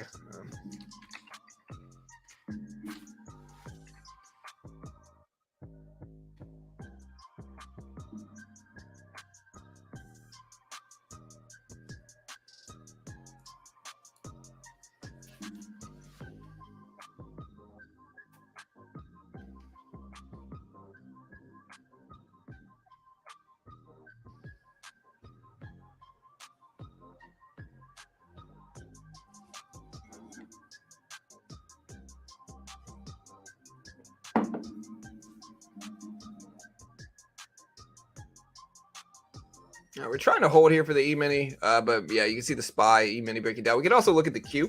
I might have to go get. I've been running out of coffee earlier. I don't know if that's good or not.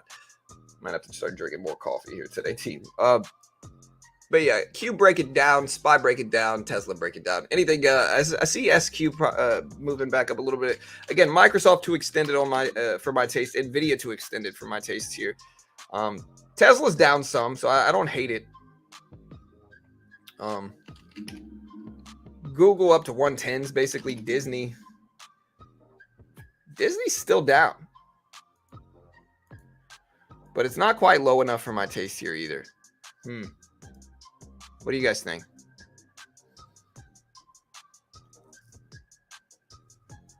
MU? Nah, plug is too obscure. Thoughts on the banks? Microsoft too high up there. Yeah, market's open today, brother.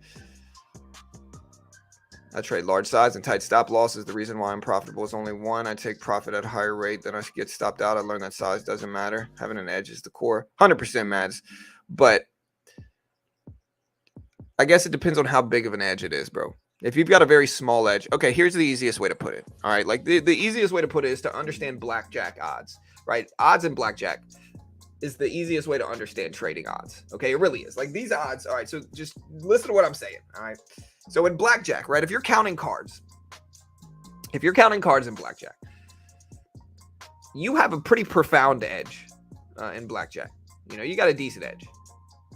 But if you don't have a big enough bankroll for that edge relative to the sizing that you're betting, you are still have a very high, decent chance of losing your account. Like, let me put it into perspective here and look up.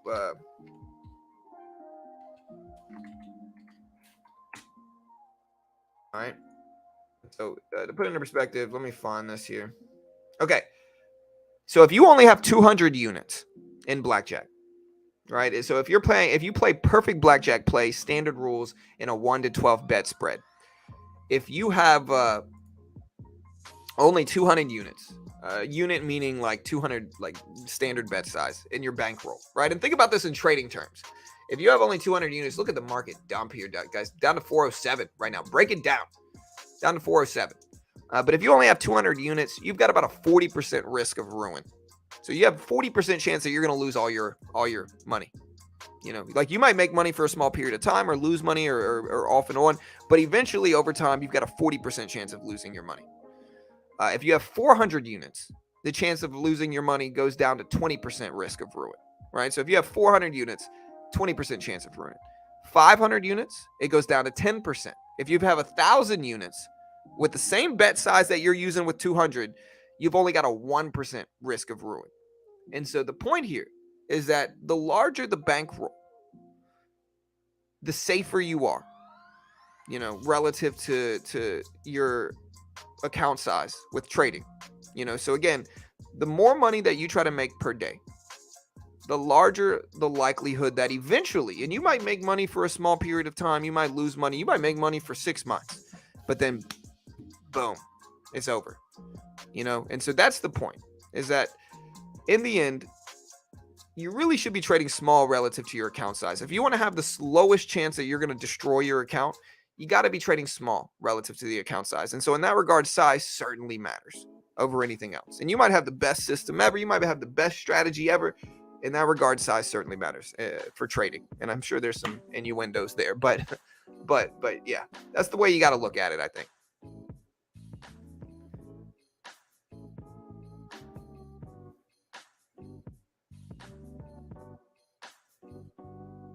All right, market break it down here. Again, I could buy the SPY up. I kind of want to buy this up. I might just buy the SPY down here.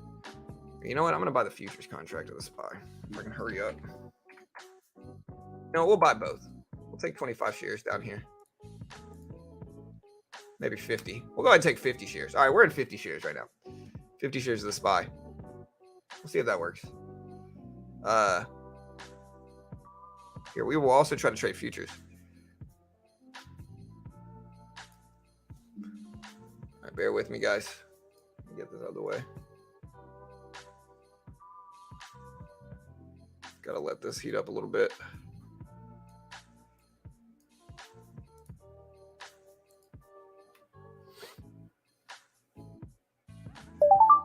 All right, there we go. All right, we're back in there. We'll buy a little bit of futures here too.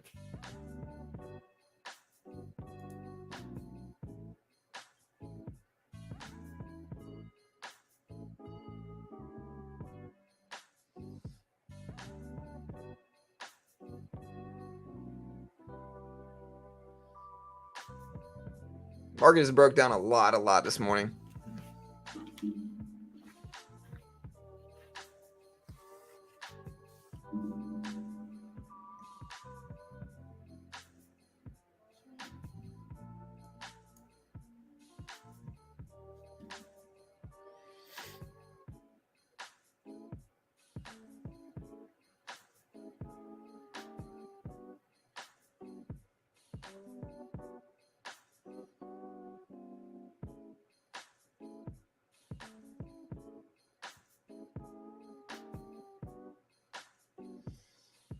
All right, so again, we bought 50 shares of the SPY here. We also bought a little bit of a futures contract here, but we're just going to sit on this and see if we catch a bounce back. I think we've had 1, 2, 3, 4, 5, 6, 7, 8 red candles in a row. And so even if we continue down, hopefully we get a little pop back.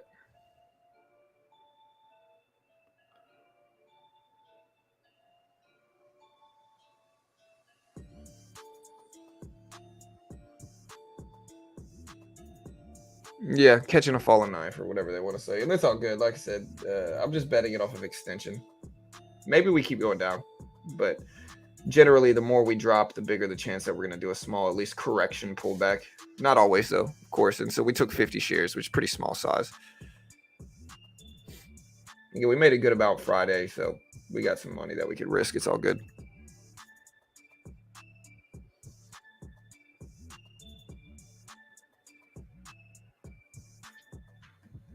Tesla breaking down a little bit too. I think Tesla's kind of dragging the market down. And again, Tesla getting sued by I think Apple's been falling down too today, right? Tesla's getting sued by somebody that basically said that the Tesla employees could listen to them in the car.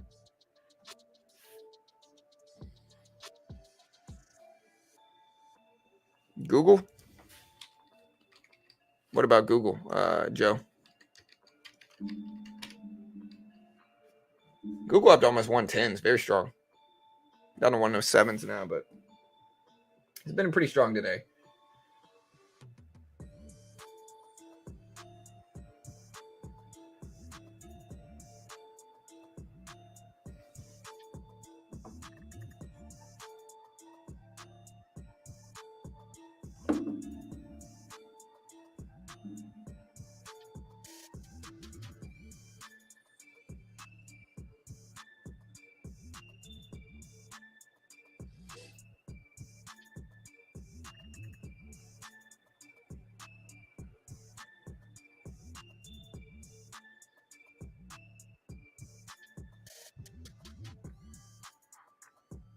I am long on the market. But it's a small trade. It's 50 shares. I mean, 50 shares isn't necessarily small equity, but small risk.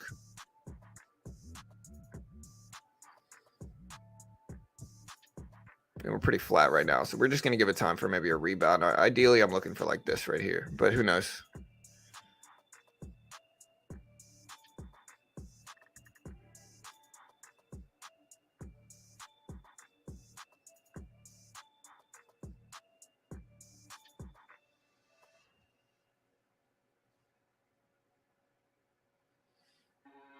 All right, so now we're break even in the trade.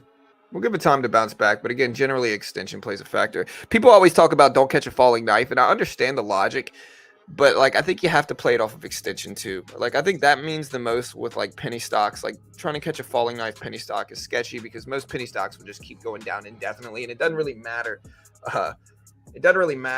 You know, how much it drops. Penny stock can keep going down more. I don't know. Like the SPY could obviously keep dropping more, but the SPY being down so much as it already has been in pre-market, I think the more it drops like this, just the greater the chance that we're going to bounce.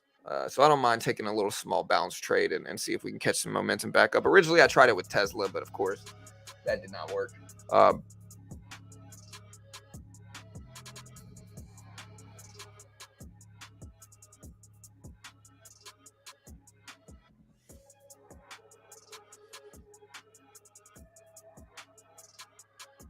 And so yeah, you can see the market starting to pop back up a little bit. Again, we're pretty flat in everything right now. We're watching the Q as well. Here's tech. So the Q is a little bit more tech based. So you can kind of see the Q right here.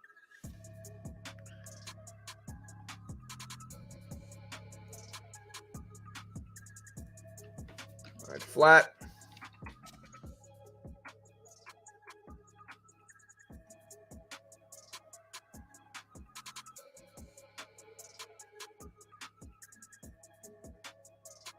All right, so slightly green here on this trade. What's the best platform? I mean, I don't know about swing trading. It's all, it doesn't matter. Whatever platform you guys want to use. I don't think platform matters much in terms of swing trading.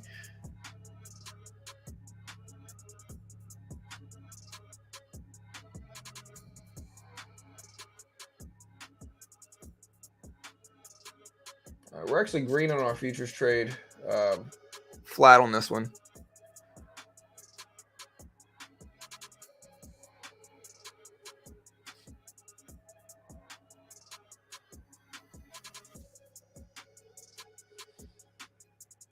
I got a little pullback, but again, we're pretty neutral here. Maybe we keep bouncing, maybe we don't. Maybe we keep going down, but nothing too scary with regards to size. We could add more to it, but I don't know if I trusted enough of that.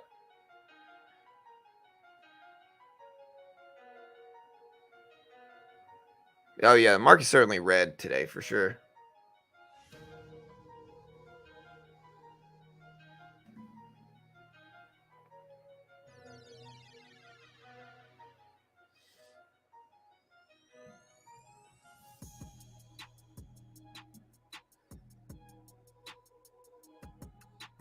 Apple is kind of what's dragging the market down. So Apple pulling back to 162s, if you see that, guys. So Apple pulling back to 162s.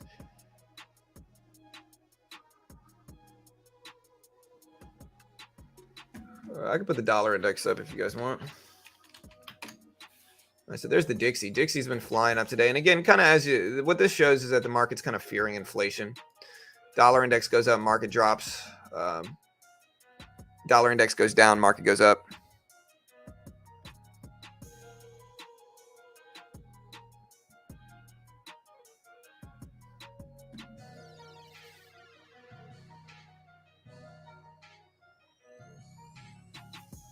Yeah, AI is going to be huge. Again, you got some people that just don't understand the use of it, but AI is going to be absolutely huge. Again, I showed you guys my like my AI headshots, and so I literally took a selfie of myself, like a selfie of myself, where my hair was messed up, the lighting wasn't great, and they gave me 40 headshots. Some of them are good, some of them aren't, but like some of them are solid. And I'll probably use this one right here, you know, even though it's kind of old school, but like that's all right. But there's a bunch of them I could probably use. So AI has gotten very good to the point where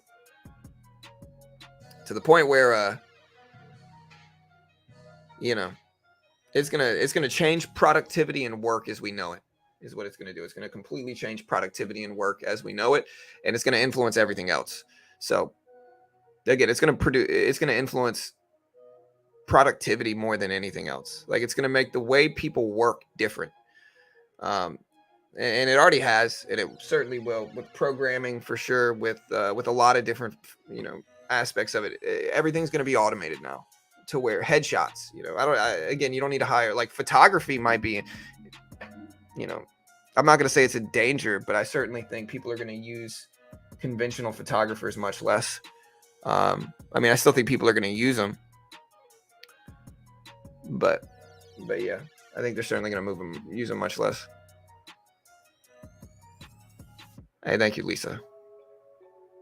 This one was Try It on AI is the name of this one. It was Try It on AI was what it was called. Well, I mean, the picture I sent him had hair in it. So, like, the pictures I sent, so just to show you guys the picture I sent him, like, the picture I sent him had hair.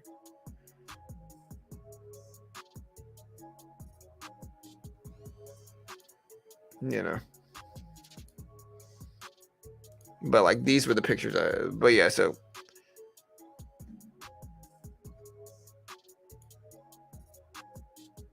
Yeah, so I just cut my futures trade. I guess I'm going to cut this one too. Again, I'm just trying to keep it small for now. I think eventually we're probably going to get a bounce back, but with so much negative momentum here. Another thing to look at is the dollar index dropping down. Look at the Dixie fall down here. So that's an interesting dynamic of it too.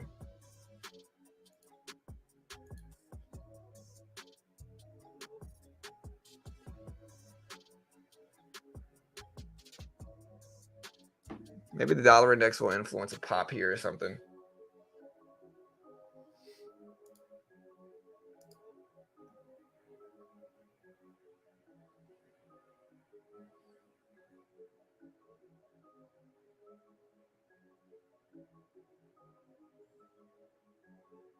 Yeah, for sure. Yeah, there's certainly risks here in a lot of ways, but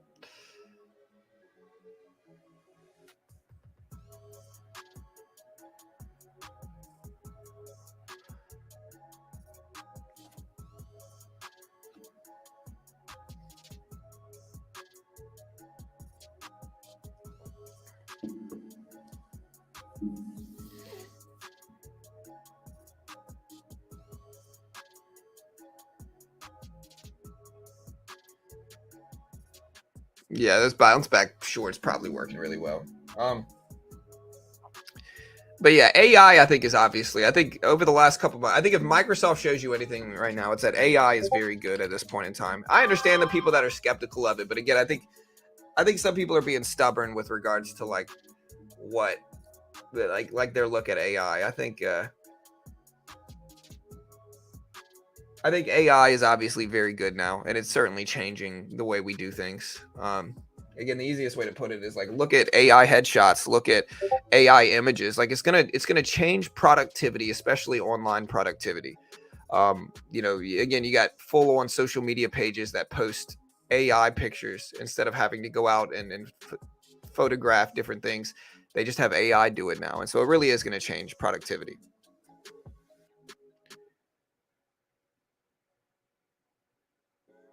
People are skeptical about the steam engine too. Yeah, for sure. I mean, it really is something that I think it's very self-evident. Um,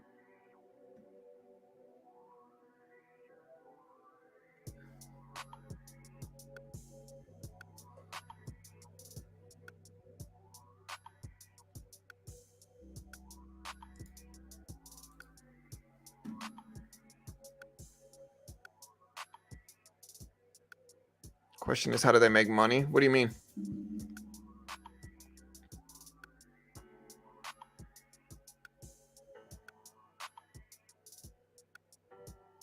I mean, so this AI headshot cost $30, and honestly, it was a good deal. Honestly, I'd do it again.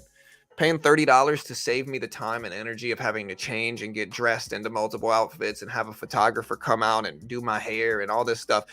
$30, dude, I'll pay that in a heartbeat, man. And honestly, the quality is better than I would have gotten with an actual headshot too.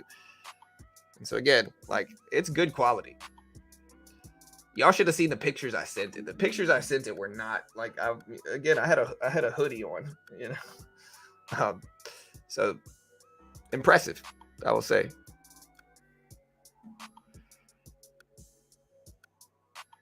Yeah, riding again. Riders are gonna have a tough time moving forward. Riders, photographers.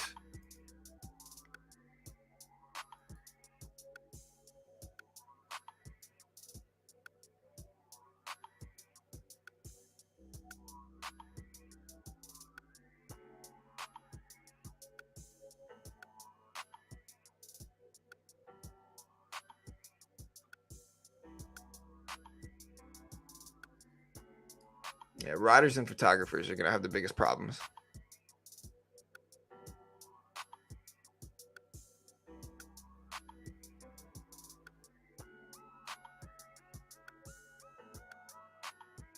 Oh, go, dude. Yeah, there's going to be a lot of catfishes now, bro. Honestly, there already was, but like it's going to take catfishing to a completely different level. A completely different level.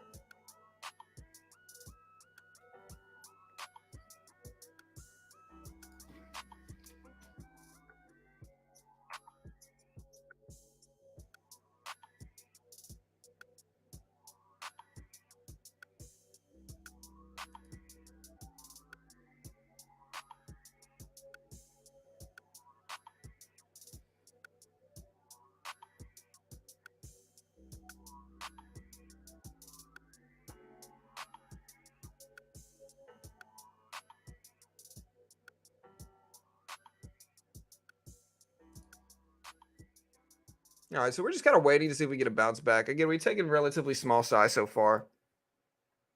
The only thing is that we might have lower volume today because of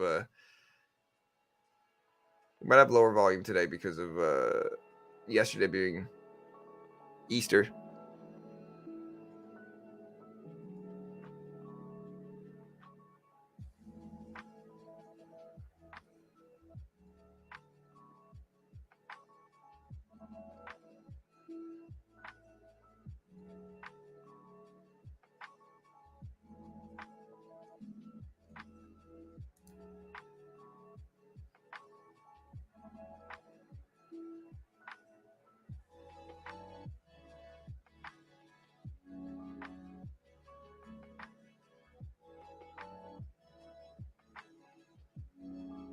All right, so market's starting to bounce back a little bit here. I should have stayed. So getting faked out a little bit today, but it's all good, man. Again, maybe we'll have some momentum. I think I'm just going to wait until it's a little bit more volatile. Bitcoin been moving up some today as well. Google dipping down, but very strong Friday or Thursday.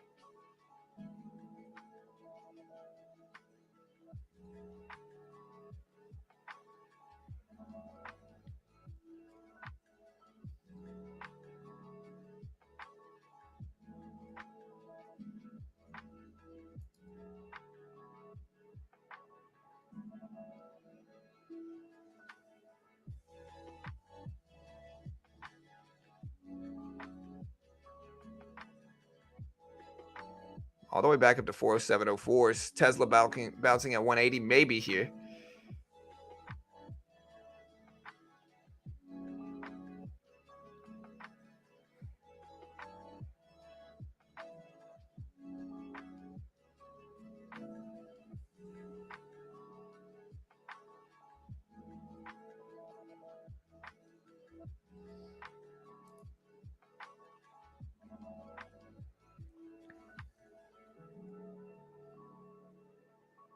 Do you ever trade the VIX? Not really. I don't really. I trade the SPY, the S&P, the Q, the E-mini futures contract.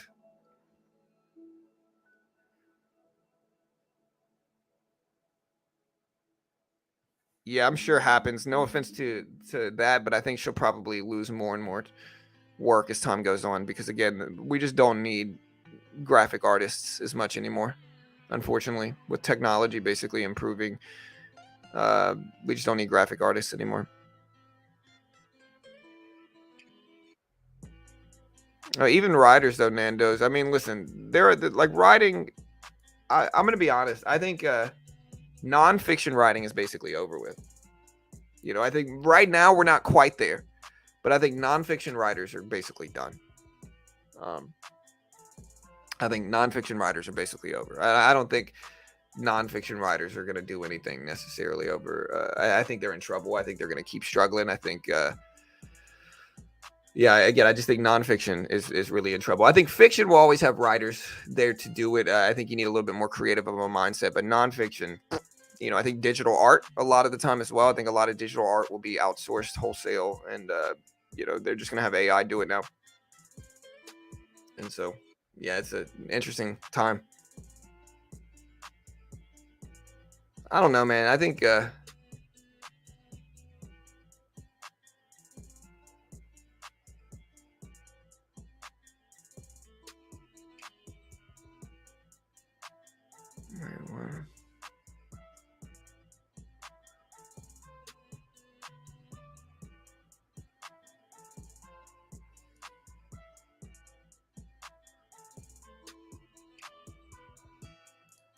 Hold on, guys.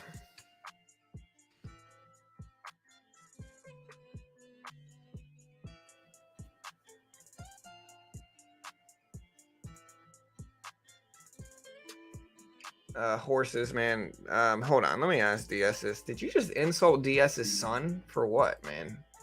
Hold on.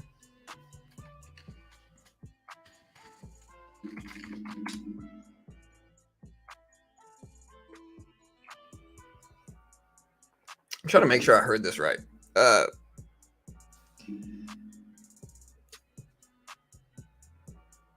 Yeah, I don't ever trade the VIX. The VIX is just too volatile, brother.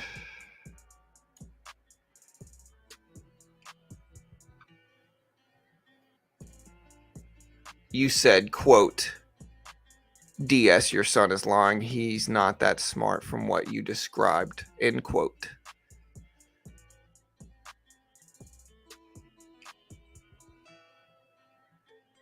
Let AI do all the work for us so we can live and be free. Hey, I'm for it. Yeah, it's going to change productivity at least. To look at it really zoomed in, it's going to change productivity for sure.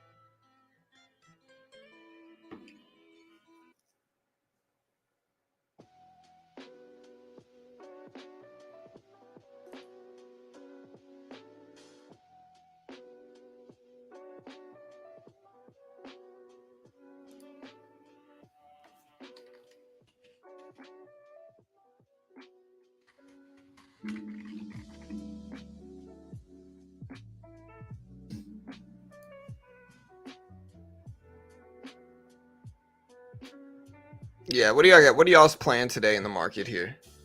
Market's gapping down some after a huge run up last week or so.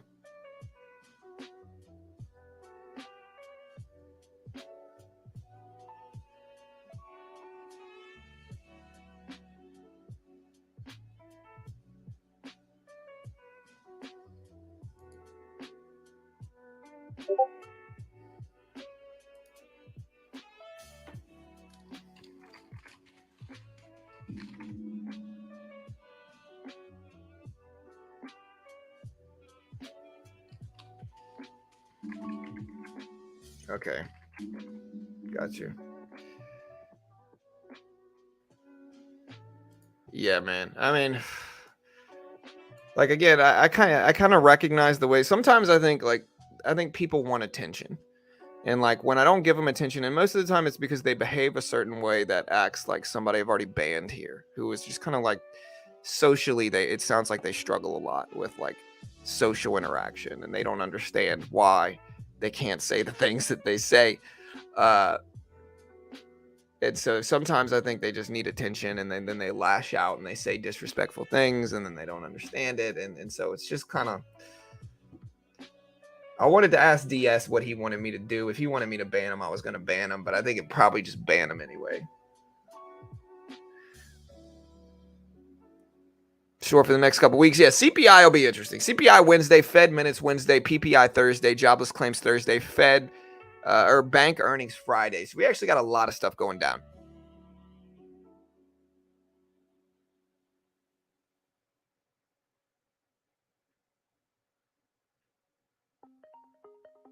There's a specific way that they talk to, like the way that they type. I don't want to give up secrets, but like we've had this one guy who it's like he's just really off in the head, it sounds like, to be honest. But he's like really obsessed with the channel, and so he'll keep creating fake accounts. I just feel bad for him, to be honest. And some of the ways that guy typed was very similar to this other guy. So, you know, I don't know. We try to keep it harmonious here. You have to remember. Yeah. Tesla Meta. Where's Meta at right now? Meta's been ripping up big. Meta is another one of those ones that's just too extended. It's gone from $88 to $216, $220 a share here. So just up way too much. Are we trading options here? We trade shares most of the time, futures contracts. Sometimes options, but it depends on what it is, to be honest. Like we might swing trade options. I'm not going to day trade them. My account's 160,000. I don't really need to day trade options. Slippage is just a little bit too much, and so there's less slippage with actual shares.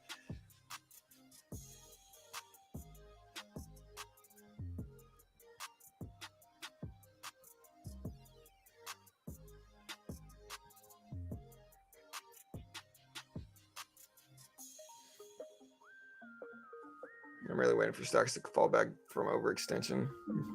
Yeah, I think there's a lot of stuff that's a little bit too high for me right now. Usually I'm a swing trader, and I swing trade a lot. Right now, I just don't really have anything that I like in that way. Like, there's just not really anything that looks good.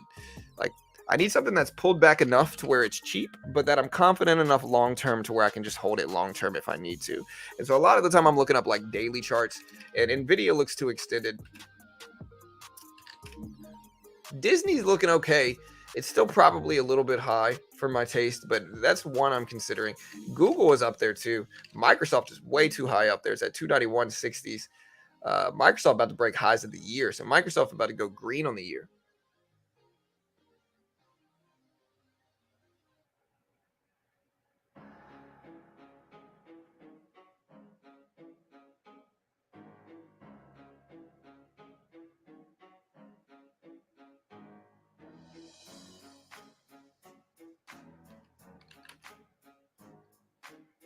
Roku, I don't trust Roku at all. I think the problem with Roku is that it's going to become obsolete within 3 years. The reason I think it's going to become obsolete is because right now, number one, monetization problems. It's going to be hard to monetize Roku. Right now, they're selling hardware basically for it in terms of remotes. But I think over time, Roku-like software, and it already is to a certain extent, but I think over time it's going to become more and more common that Roku-like software is going to be already in there, pre-included into the TVs that people buy. And so people aren't going to need to pay for a Roku device. They're not going to need to buy a Roku remote or a Roku whatever, because it's going to come in the TV already. And somebody's going to say, oh, well, Roku already comes with some TVs. That's true. But like, number one, how are they making money? If the TV company is paying them licensing fees to include Roku in their TVs, what will eventually happen is that those TVs are going to say, hey, we don't need to pay this because we can build this software for relatively cheap and cut out Roku completely. You know, they're not going to need to pay Roku if they're paying them right now. If they're not paying them, well, then they got monetization problems regardless of any of that. And so Roku over time, I think, is just going to fail because Roku is a hardware company essentially and a software company. But again, what's the argument that Roku succeeds? Number one, how do they monetize themselves moving forward?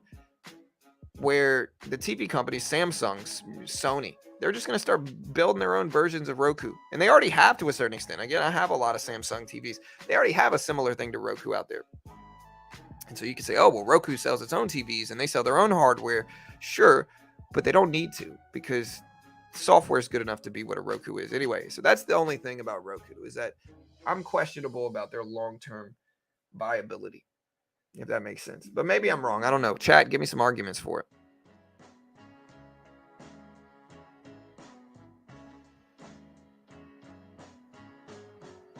Maybe.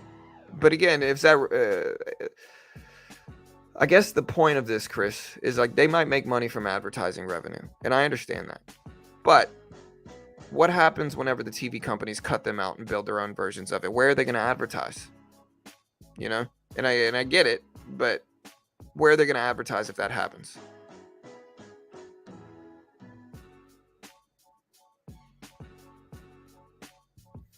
Because I'm not hating on Roku. I'm just skeptical of it to the point where I'm not going to put money in it. I'm not saying they're going to fail. I really don't know. Again, it's not like I'm saying they're for sure thing. These are honestly genuine questions that I have. Right? These are just honest questions that I have. I'm not saying Roku's going to fail. I'm asking you guys, how are they going to make money? What do you think their plan is moving forward? And what's the counter to what I just said? Again, I'm not attacking Roku. I'm just skeptical, and I think that should be allowed. I think that's okay. You know, Vizio has something similar already built in. Samsung, yeah, but I think Samsung that'll get better. I think Roku is geared more towards people over 55. Well, yeah, but if that's the case, then they're just going to become less and less relevant over time then. even if their service is far superior to Samsung and LG. Again, regardless of what it looks like now, over time, these TV companies are going to want to improve their margins, and one of the ways they might look to do it is cutting out the middleman and just creating their own version of it, which might be faulty and not as good right now. But again, over time, they're going to want to cut that out and build it themselves, I think.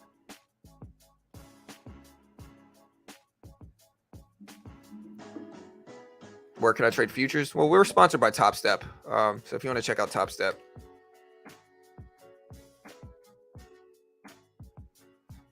Right, 100%. That's exactly right. Like, I just avoid it. You can't copy what they own. Well, I mean, you can't copy their code to a T, but you can certainly build a very similar thing. It's not like yeah, their code specifically is proprietary, but it's not like they don't know how to do it. It's not like they don't know what it is. Like, sure, it might be cleaner and better because it was the original, but again, over time, I think that'll fade. Maybe I'm wrong. Again, I'm not shorting Roku. I'm just skeptical of owning it.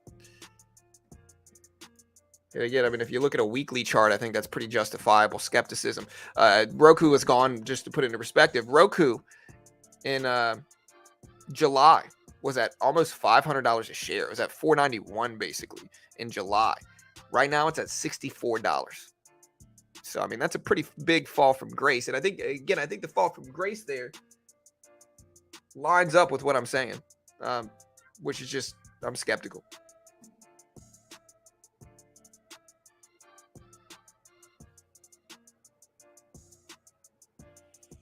And again, Chris, it's all love here, man. Like, we can agree to disagree regarding Roku. It's all good, you know. Again, I'm not holding it. I'm not shorting it. I'm just skeptical of investing in it.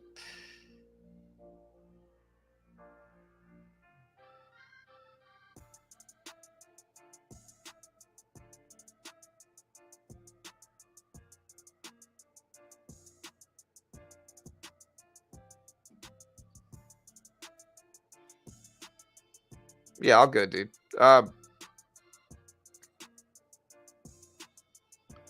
Yeah, I see Tesla. I mean, I see it moving. Tesla, it broke lows, but it popped right back up. It's still at 180 right now. So yeah, it's testing lows.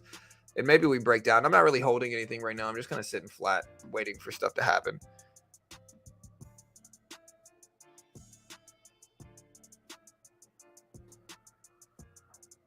Yeah, for sure, Chris, 100%. It's all just perspective and opinion based. It's all good, man.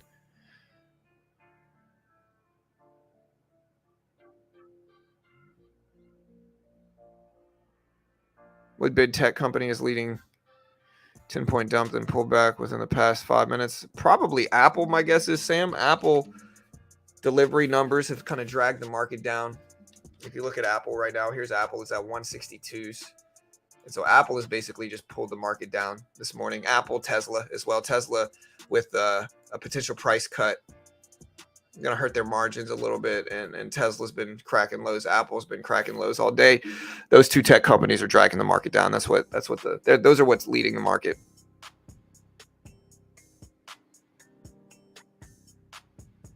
Yeah, for sure, Pawn, 100%. Pawn said Roku was a pioneer in the change from box TVs to digital. They were ahead of everyone from those conversions, 100%. I mean, I think that's the thing you got to look at is like eventually over time, they have the potential to go obsolete. Okay, because again, we're well past the change in box TV versus digital TVs. We're well past that change, and so again, over time, the world in tech has become less hardware dependent. You know, so like you don't need physical additions to TVs anymore. They're like mobile phones now, where you have applications, and those applications do different things. And again, Roku, to give a little bit of a bullish point of it, Roku has built itself a good software base. So they have their own software. That's great. They have their own app, which is great. They need to pivot and just go straight Netflix, in my opinion, which I think they have to a certain extent. Y'all can correct me if I'm wrong. So that's a positive sign. But I don't know. I still think again, it's not a sure thing. It's a mid-cap kind of, and it's not a sure thing for me to put money in.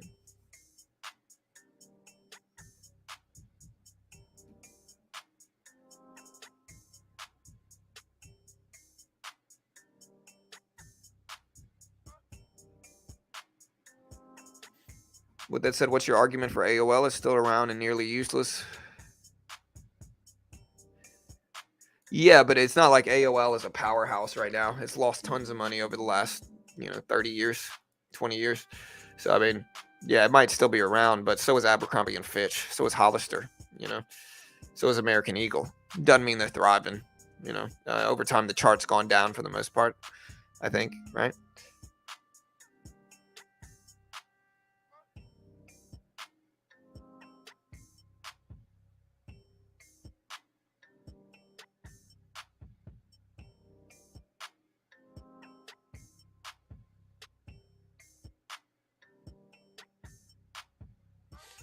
Yeah, one of my daughter's earliest memories was when she was in her crib and she was young, and we had a big, thick box TV, like a huge TV, like a big, thick box TV. And I'm gonna put futures up. Get ready to trade futures.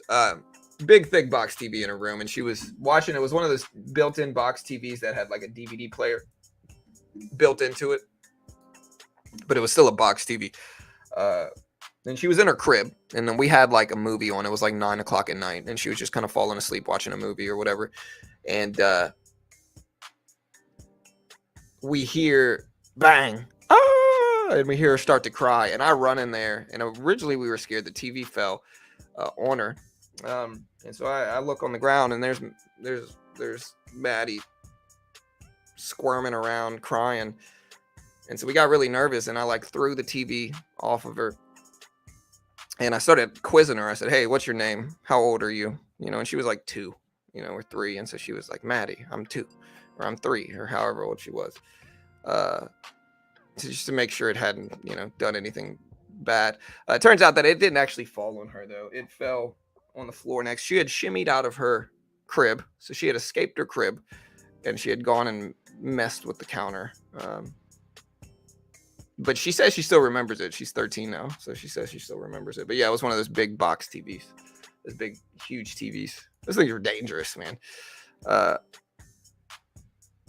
Yeah, I know some of my family members, my older family members, still have AOL email addresses.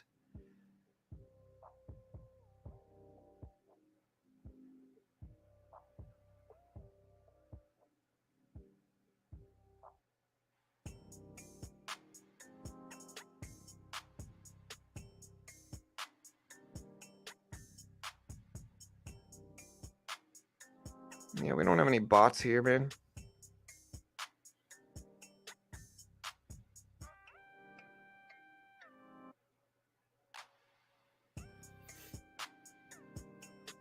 Tesla just dumped under lows down to 180s right now. We can put this up so we can see everything.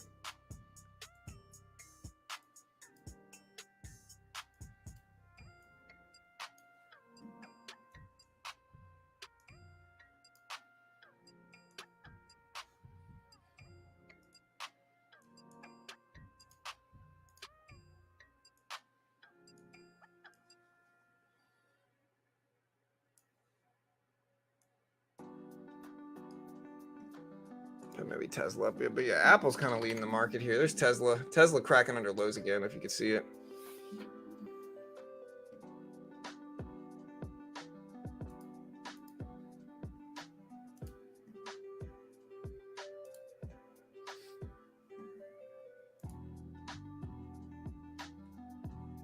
Yeah, Nightbot doesn't like some of y'all. That's okay.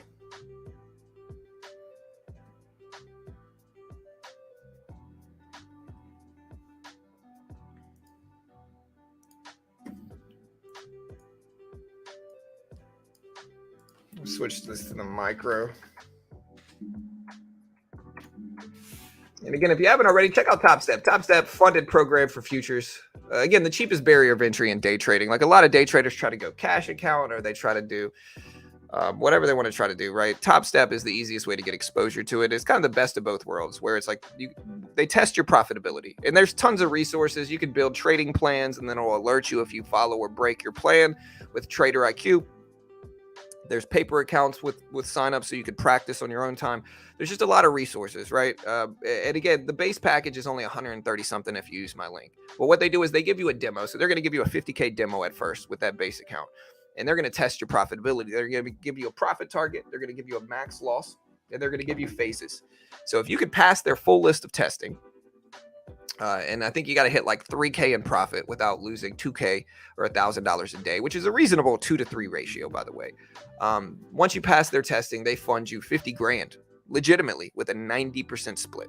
And so you make 10K on once you're funded. You keep 9K of that. They keep 1,000 since they're funding you that money, and they pay out millions every year. They fund thousands of traders a year, and the big edge is that there's no PDT in futures, so you can day trade short with the margin account, no PDT rule. And again, it's the best of both worlds, where it's like if you're good enough to pass the testing, you still keep 90% of your profit on the future profits that you get once you pass.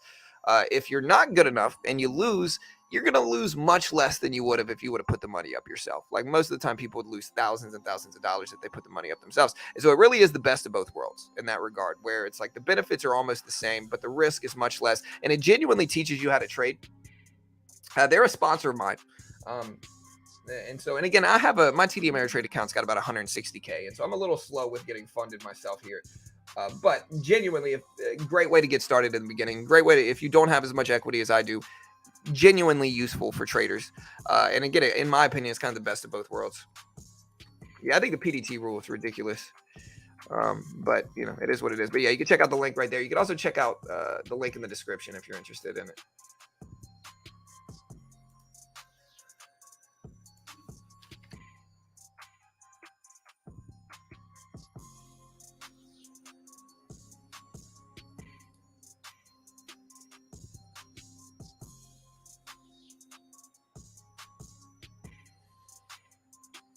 No, there's no 5-day period, Taylor. I mean, there's no minimum, or there's no maximum amount of time, Taylor. So you can stay funded. I mean, there's a monthly subscription to it. So it is a monthly subscription, but there's no minimum, or there's no maximum. So you could take as long as you want to. It doesn't really matter in that regard. How long you take. You don't get penalized for taking too long, I guess is the point.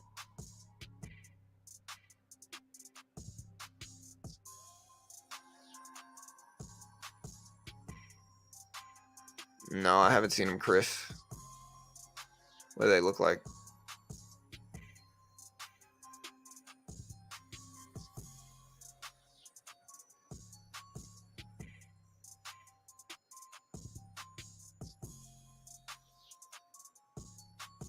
Real estate rates are high. Yeah, I think we have consumer confidence today, right? Don't we have consumer confidence? Or no, we have wholesale inventories today.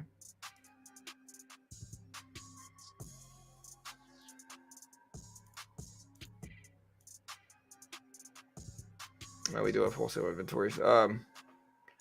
10.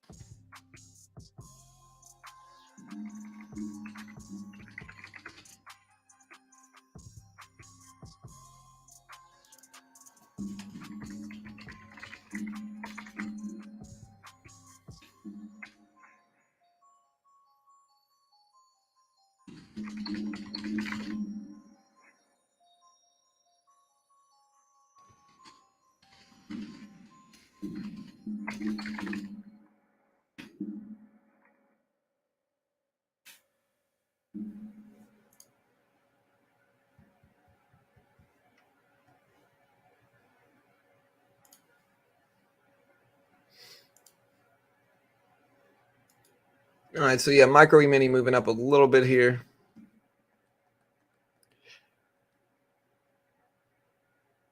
Yeah, all good, Chris. No worries, man. I appreciate it.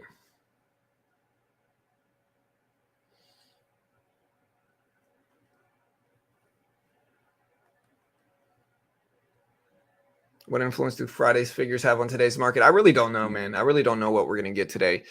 Again, both numbers came in low, which is kind of sideways, which means that we're kind of sideways. You know what I mean?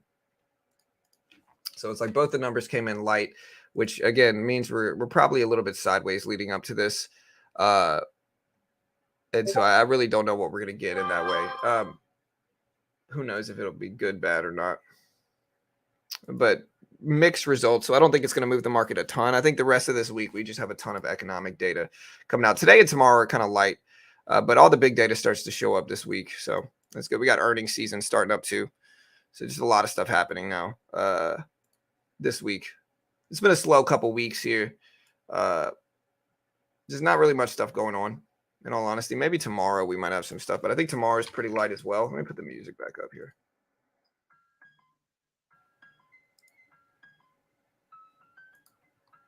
Today we have Tilray earnings in the evening, but nothing really big. This is the last slow week for earnings. All the big earnings mostly start Friday. So this Friday we've got some stuff. We got Delta Airlines on Thursday, but Thursday we've got non-farm. Or Thursday we got jobless claims and PPI. So big week that week. Friday we got a bunch of earnings in the morning though. We've got J.P. Morgan, we've got United Health, we've got Citi, Wells Fargo, BLK, PNC, Berna. So that all happens Monday or Friday. And then starting Monday of next week, it's a very volatile week. So Monday of next week, we got Charles Schwab, Carlisle, State Street, Pinnacle, FB Financial, Equity Lifestyle, JB Hunt. Tuesday, we got Bank of America, Johnson & Johnson, Goldman Sachs, Lockheed Martin, Bank of New York, Mercantile, Ericsson. In the evening for Tuesday of next week, we've got Netflix, United Airlines, Hancock Whitney, Western Alliance, First Horizon, a bunch of stuff in the evening there. So yeah, Tuesday of next week, we got Netflix and some other stuff. Wednesday, we got Morgan Stanley, ASML, Baker Hughes, Abbott, Citizens, Ally, Tesla. Wednesday of next week, IBM, Alcoa, Discovery Financial, Equifax. Thursday, AT&T, Nokia, Blackstone, Rite Aid. I thought we had some other stuff Thursday of next week, but maybe not. When's GameStop earnings?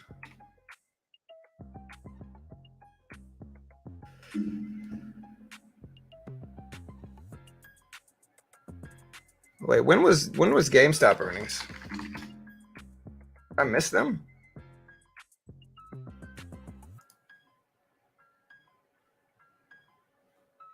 I think we might have done those recently. March 31st. So that was okay. So maybe GameStop already had their earnings. What about AMC?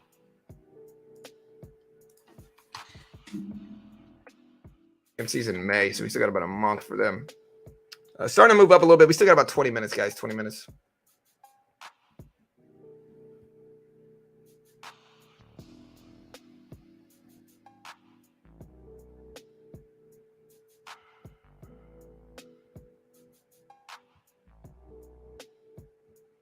Yeah, maybe. I'll try to check it out, Chris. Yeah, GameStop already had theirs.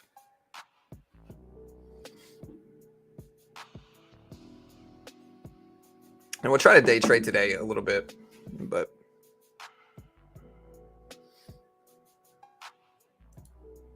yeah, I'm trying to look at when the next earnings come out. So I'm starting to look on. So a lot of them start this month, but certainly not all of them. We're looking at Monday of next week, or no, Monday of the week after next. So on the 24th. I thought we had more than this. I'll have to look it up. Tuesday, UPS, Verizon, GM.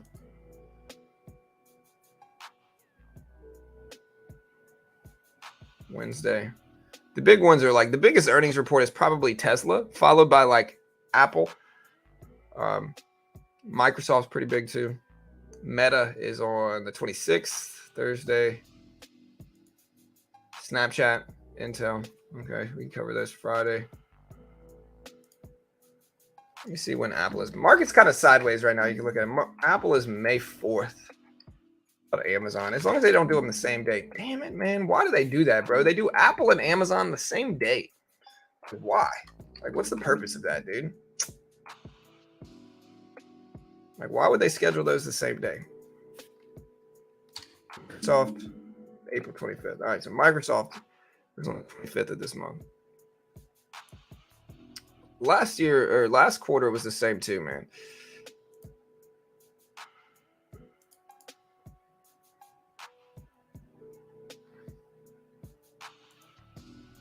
Yeah, so Microsoft, or maybe Apple's just not scheduled yet. They're just going by the last one. May 4th. So that's May the 4th be with you day.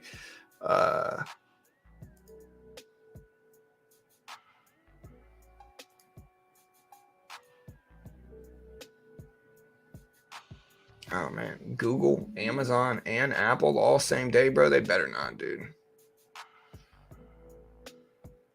None of these are actually confirmed though. But yeah, market's starting to pop up a little bit. Sorry, to put it into perspective, I want them dragged out to different days so I can cover all of them. Different days. I can't cover all of them if they're all hitting the same freaking day. Apple, Amazon, and Google same day. Why?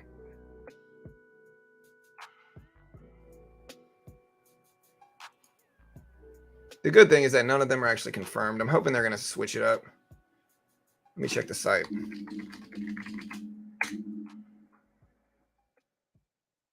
Yep, it is from May. Let me see. Let me look at Apple's website. A lot of the time, the website you'll get us the best. Yep. So, Apple is definitely May 4th.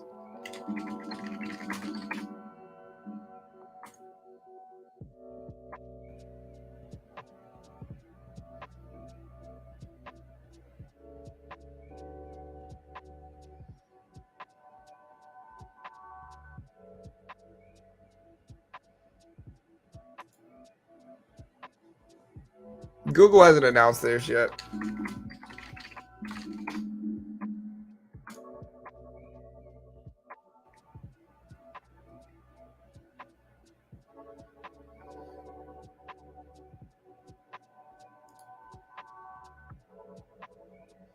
Yeah, Google, Amazon both haven't announced theirs yet. All right, so we're starting to pop up. We got 18 minutes, guys. 18 minutes.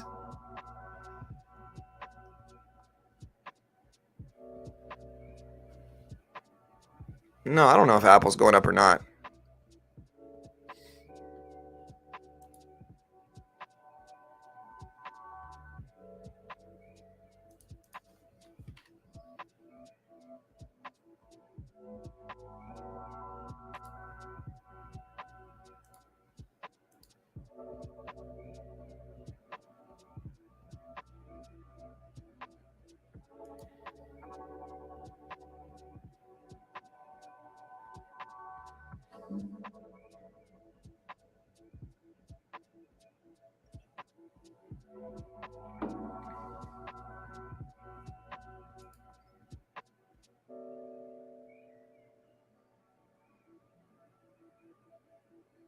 All right, getting pullbacks here. Again, you can kind of see we're mostly choppy leading into this. Like we're mostly sideways.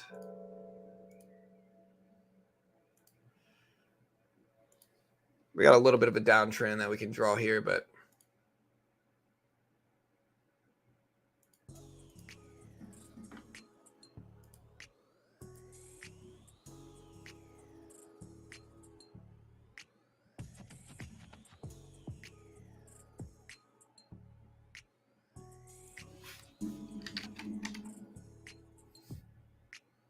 yeah, so we got this little trend here that we could probably look at, but I don't know. Part of me is still skeptical of it. We'll see if we can get some momentum back.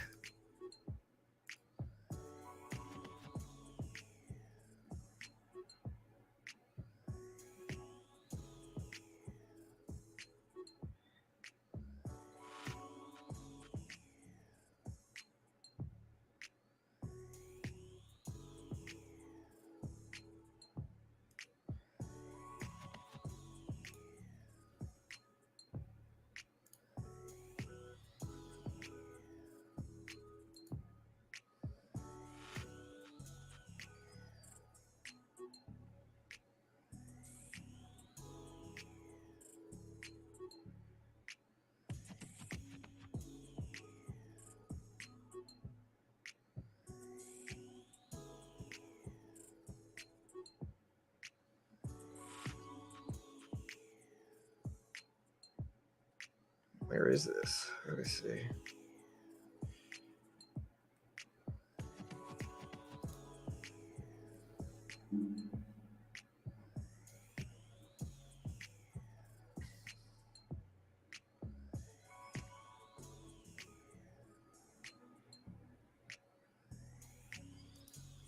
All right, so you guys see we tapped the top of this trend line. Now we're rejecting here. I don't know if I trust this trend, but we're gonna see if we can hold it.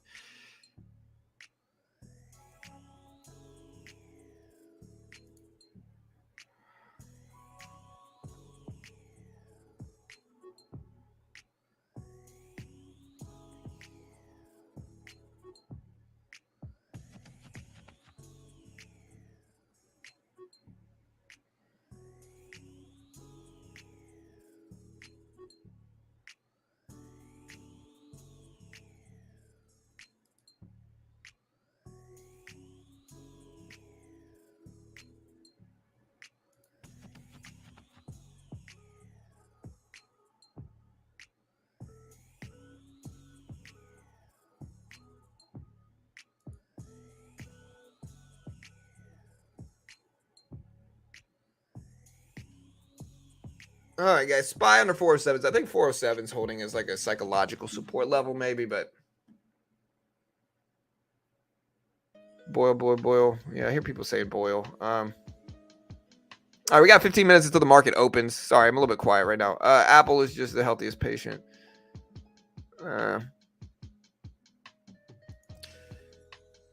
It's interesting when people double down. Like, listen, market's been strong. I'm not saying it's going to continue to be strong, but the market's been very strong right now, at least over the last 6 to 8 months. Now, maybe we turn, maybe we come down. I don't know. But, you know, the 6-month chart has basically gone straight up. Not straight up, I mean, but the 6-month chart is green. We zoom out to a yearly chart, we're red. We zoom out to a weekly chart, we're green. So, I mean, right now, market's testing these highs up here on a daily chart. So we're testing these highs up here. We'll see if we actually hold. Who knows if we will or not.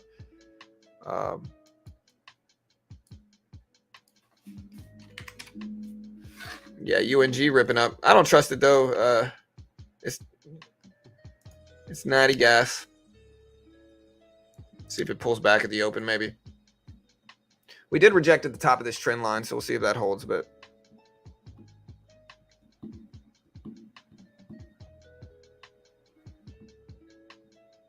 yep, I'm in Houston.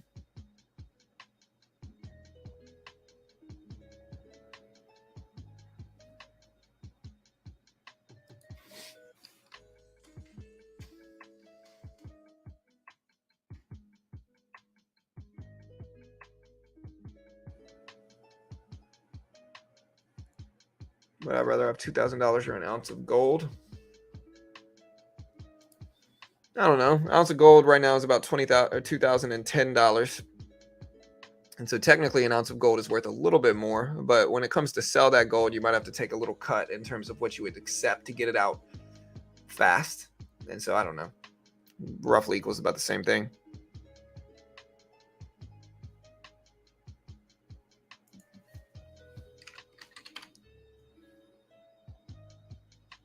What is boil? Is natty gas? Yeah, it looks like natural gas. Market opens in about 11 minutes or so. A little bit slower day because, again, yesterday was a holiday, but the show must go on. We will still trade and have fun with it.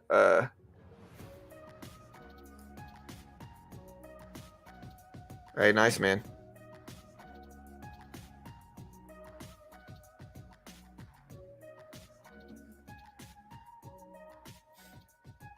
Yeah, Tesla falling down a little bit. You can kind of see the SPY and Tesla right here. Tesla has kind of been what's dragging the market down with Apple as well. SPY down there, 407s, 406s.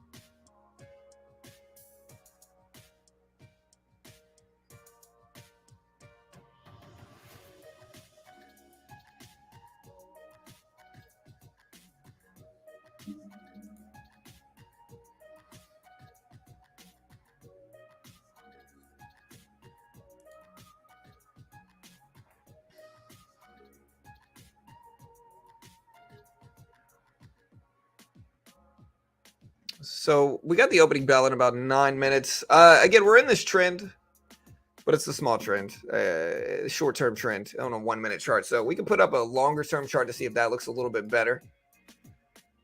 But honestly, I don't think it does. We got a little trend though, and we can watch it and see if it holds.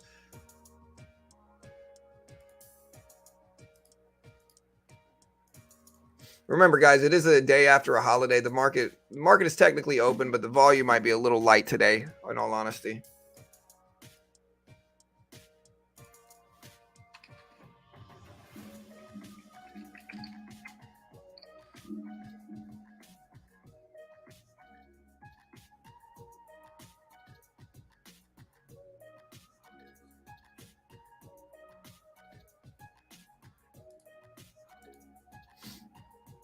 What's up, Tiny? Good morning. Good morning. Hope you had a happy one as well. Thank you.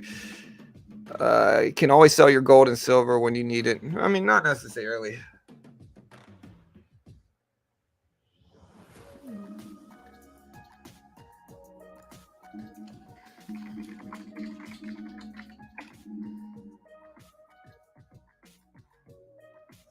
All right. So, yeah, I mean, okay.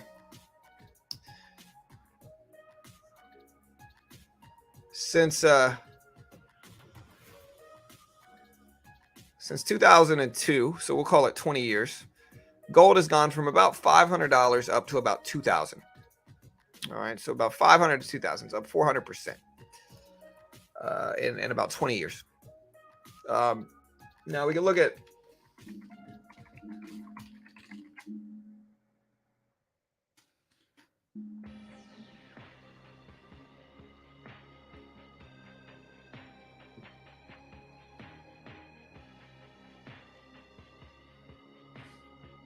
now let's look at the same graph. Home prices have gone from about 126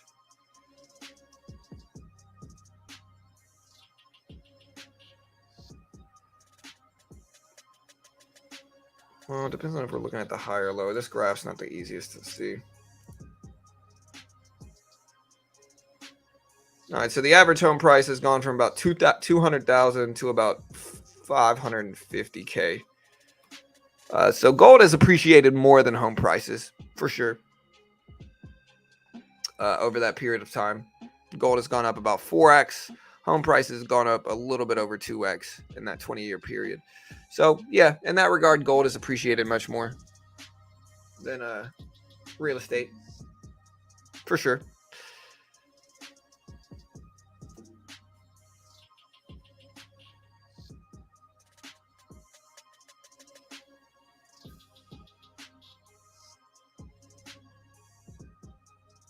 Nice, Tiny. The Dixie usually pumps as the market falls, Mike. And so, like, generally the Dixie is going to go up if the market goes down, and the market's going to go up if Dixie goes down, and vice versa. So there's an inverse correlation with the dollar index in the market usually. So it varies. All right, guys, we got 6 minutes. 6 minutes. 5 minutes now. Y'all can hear the music, right?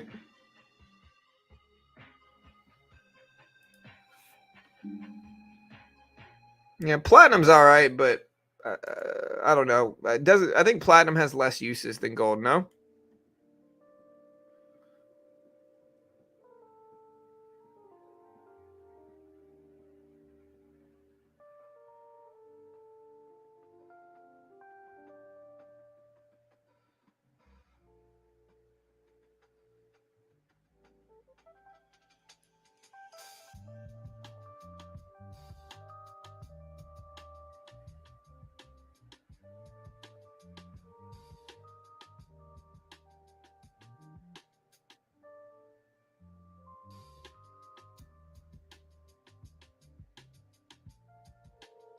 Dude, Kevin Gage tried to give a Chick-fil-A worker $45,000 to quit on the spot, and she rejected that.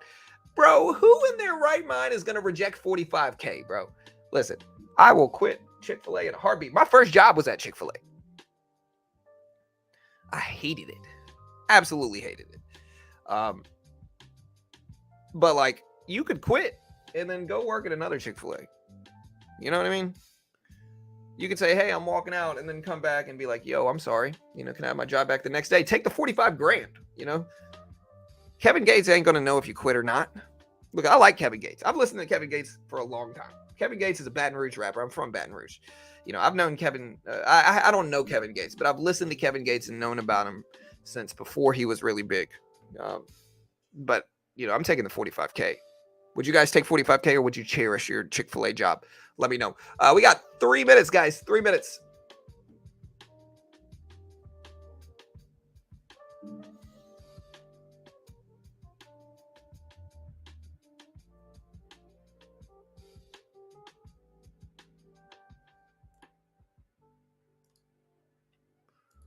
Bro, who in their right mind is not going to quit that job? You know?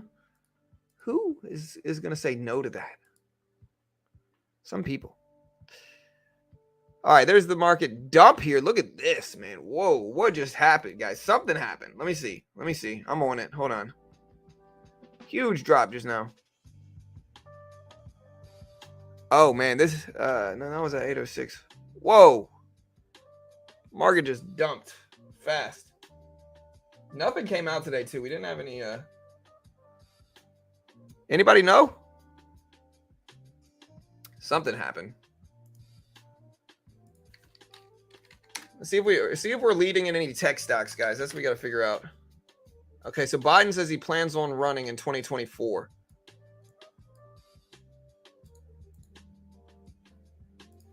Check Apple first. Let's look at Apple. See if Apple's moving this. So it's not Tesla. It could be Apple. Apple just dipped, but it looks like the market dipped more, but it could be Apple. That was a big dump.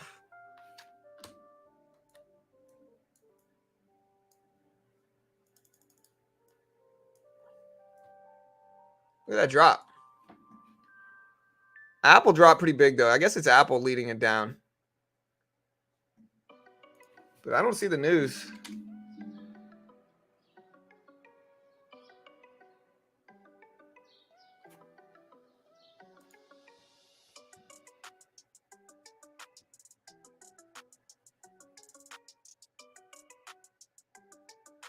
Man, look at that drop. That was a big drop. All right, guys, market's about to open. It looks like Apple's leading it. It's not Tesla. Apple's leading the way down, it looks like.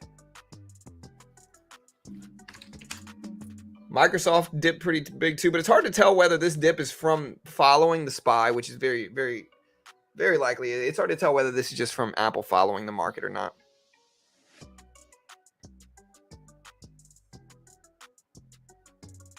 Yeah, I don't know. Here's the market opening up, guys. We got 20 seconds. Good luck today, team.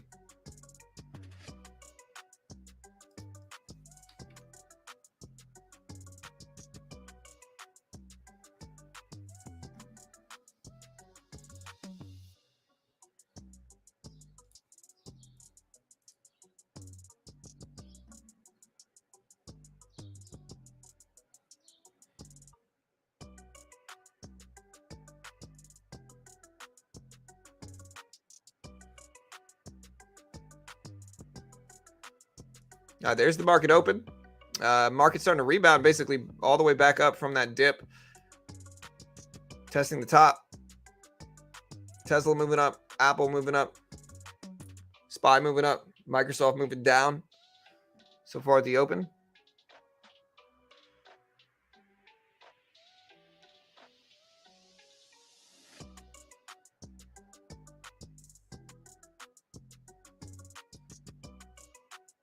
Still moving up a little bit. Apple still creeping up some too. Tesla looking strong, back up to 180 plus.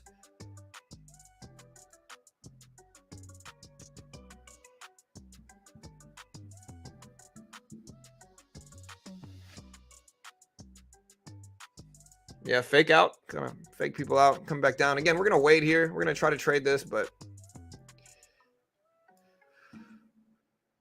that upwick kind of looks profitable. So we'll add some size to this and see what happens. But a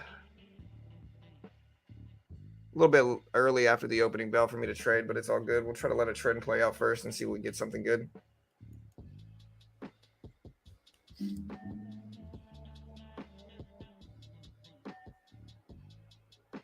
There we go. Took most of it off. Had 3 contracts. Only have 1 left. Scaling out. That upwick is what showed me that we might get that move, if you guys saw that. So that upwick is what we were looking at. There we go. All right. Not too bad. Caught the breakdown.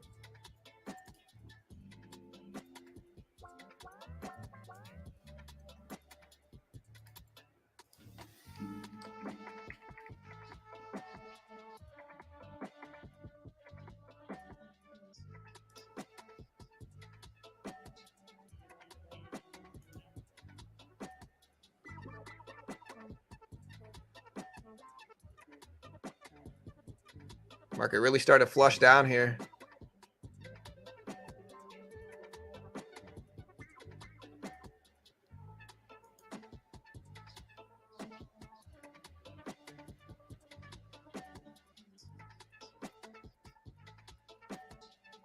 Man, look at the Tesla chart. Just dump.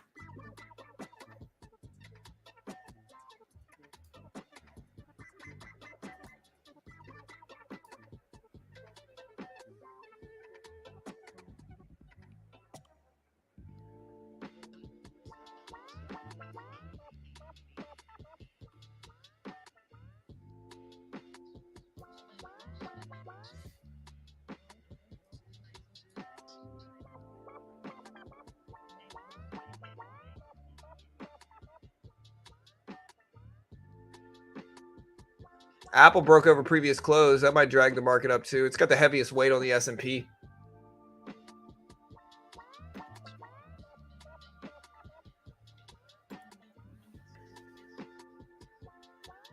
Rejecting at the VWAP here, starting to come back down now.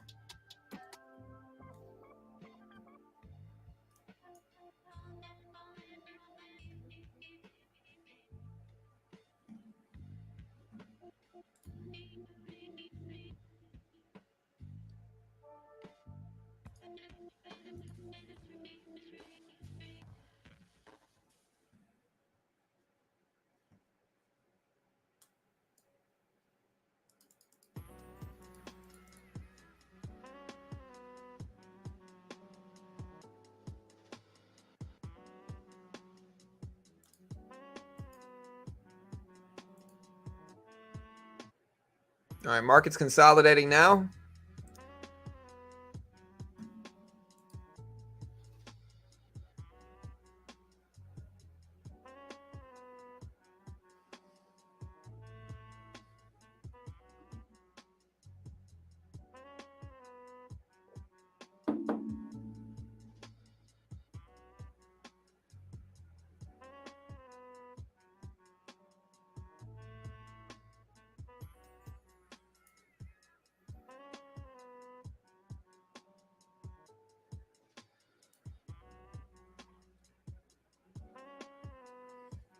Market's starting to rebound back up. Let's see if we do a red to green move here. We are pretty extended heading into the open. The only problem, though, is that Tesla still looks weak here. Tesla coming all the way down to 177s. So that's the only big risk today, is that still looks kind of weak. So I'm just letting things play out, letting a trend form first.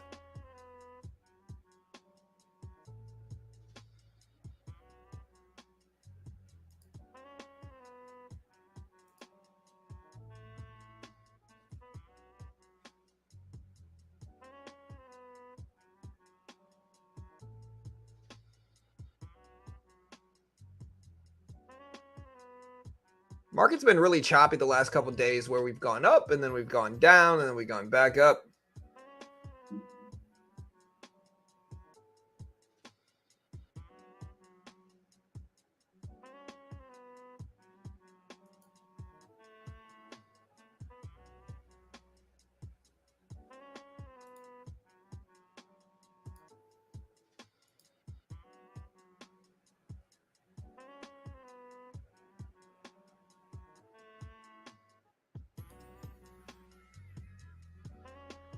I'm going to try to let it calm down a little bit here. I don't know if I trust going short, but I don't know if I trust going long either.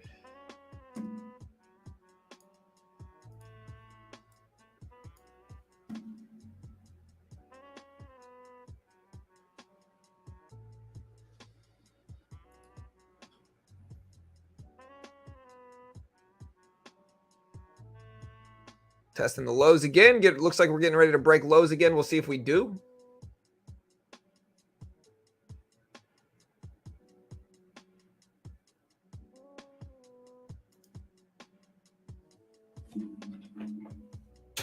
Got that heater on, man. It's hot. All right.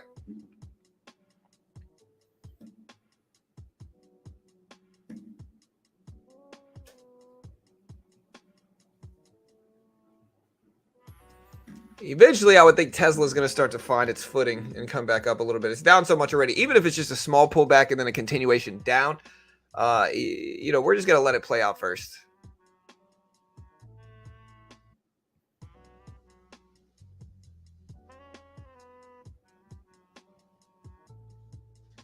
Yeah, that's what I am too.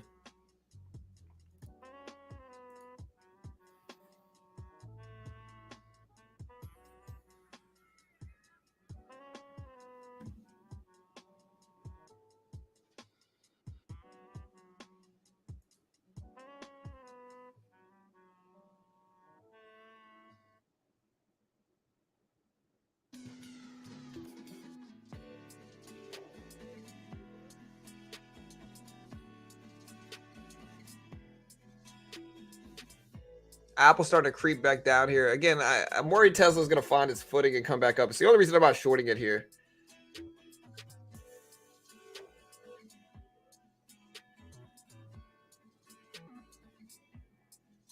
AMD big green candle. Yeah, but AMD's not going to drag the market up. Apple is cracking lows right now. That's what's going to influence the market here is Apple.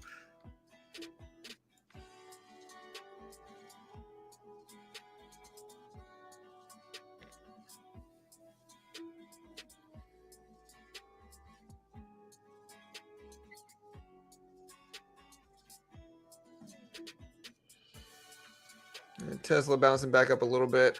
See what Apple does.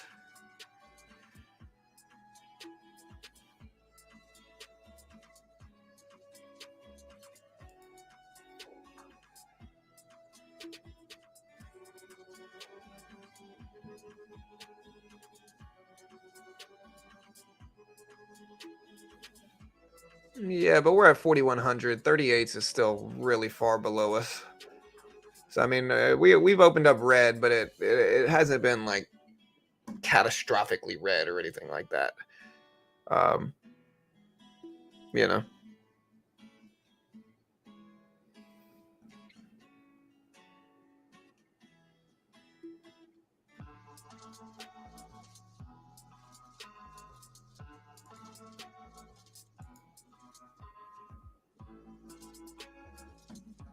Looks like we want to go back up here. I'm watching Tesla. I'm watching Microsoft to see what these do.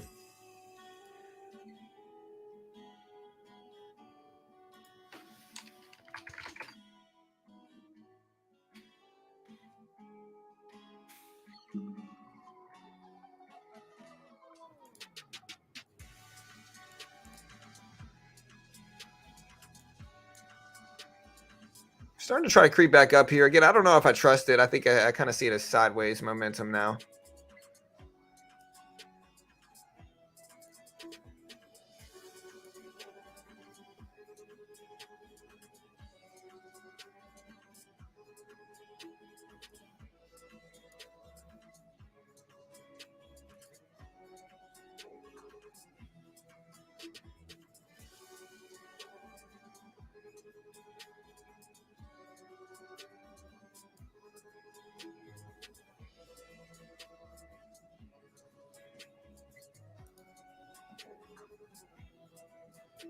Time clock. We got wholesale inventories today, but it's nothing really big. So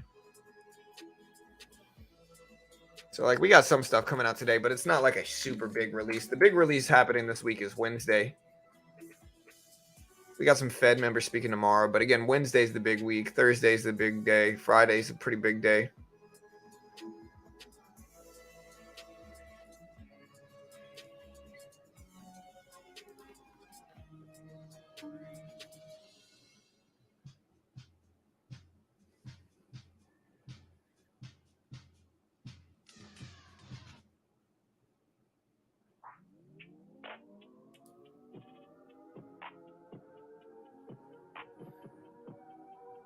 Market looks like it's doing a red to green move. Looked like it opened red and then rebounded basically back up.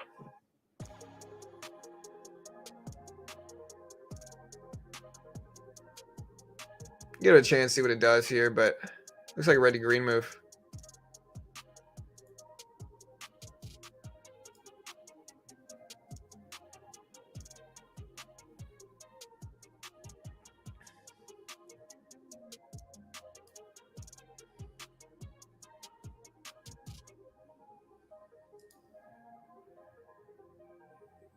Yeah, there's a pop.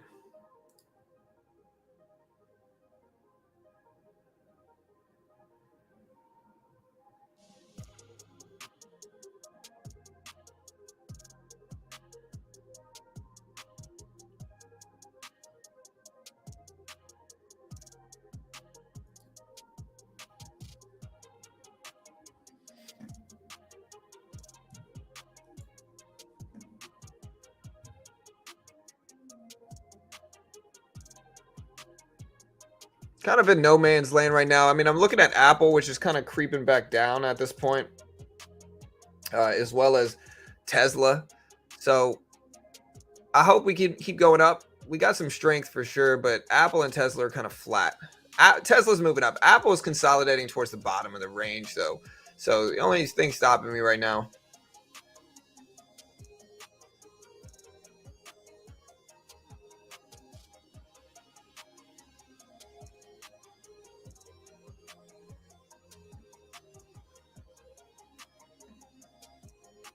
See if we get the red to green move. I mean, it's possible we do.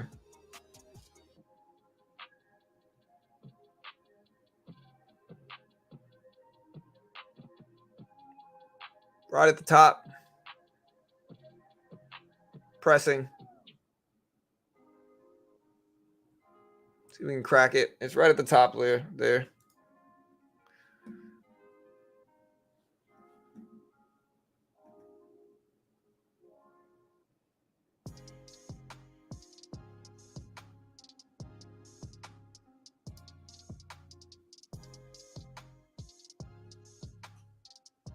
Got a little pullback again. You can see Apple testing lows. This is what I was worried about. Is this might drag the market down? There's Apple breaking lows here.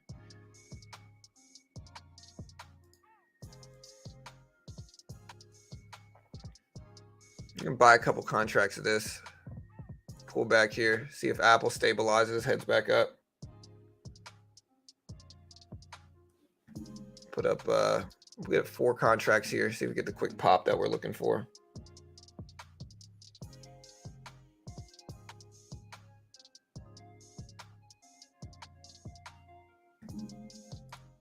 There's a pop.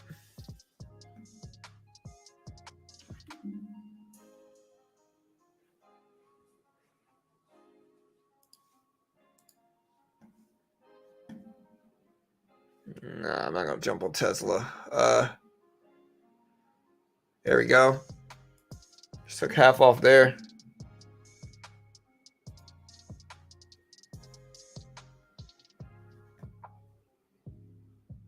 And we're gonna add some more. The only thing is that we've got 1, 2, 3, 4, 5, 6, 7 green candles in a row here. So, but I do think we might be just down so much already that it's justifiable to take little trades now. But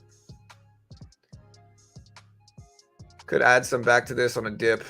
But I'd have to be a larger dip down to like here, maybe at 4100s or so, maybe 4103s.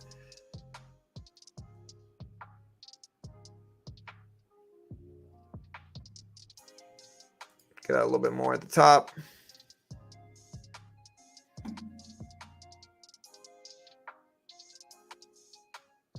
Tesla's starting to rebound. It's back at 178. So that might be helping everything. Yeah, I don't know. William speaking today. I'll have to check. I'm trading futures, guys. So again, if you don't know what I'm doing, I'm trading futures on TopStep. TopStep is a funded program for futures in which they give you a demo and they test your profitability. And if you can pass the demo testing, the profitability test, and they have lots of different resources and rules. They give you trade IQ, let you plan. If you break your plan, they alert you. All right, there's a pretty big pullback here. I'm gonna go ahead and unload the rest of this. But yeah, so basically, if you break your plan, they alert you. and a lot of good resources. And if you can pass their testing, they give you a demo account. Base one's 50K demo. If you can pass their testing, then they fund you between 50,000 up to 150K with a 90% split once funded. Did some type of economic data come out today? I don't think it was wholesale inventories, but the market is acting very interesting right now. But yeah, they test your profitability. If you can pass the testing, they fund you between 50,000 up to 150K. It genuinely is the best of both worlds, in which, like, if you aren't good enough and fail the testing, then you're going to only be down 130 something if you use my link, 130 something bucks. If you're good enough to pass the testing, then you still get to keep 90% of your profit anyway. And there's no PDT in futures. You trade the SPY, basically. This is the E-mini or the SPY. A great way to test your skill, and just genuinely useful in terms of building skill. If you're good, you can actually get funded and keep 90% of your profit. And this is the most legit futures program in the world for funded accounts. They pay out millions of dollars in actual withdrawals every year and fund thousands a year. But yeah, you can check them out. They are a sponsor of mine. I'm certainly biased in their favor.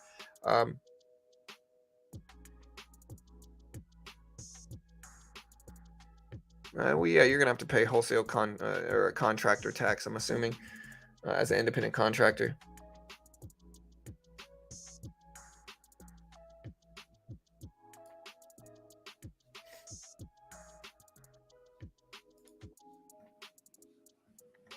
Market's volatile though.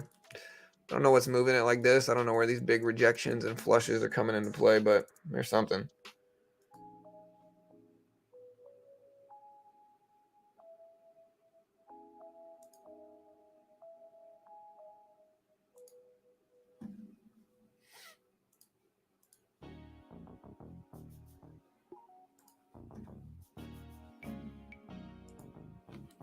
Yeah, we're green today trading this.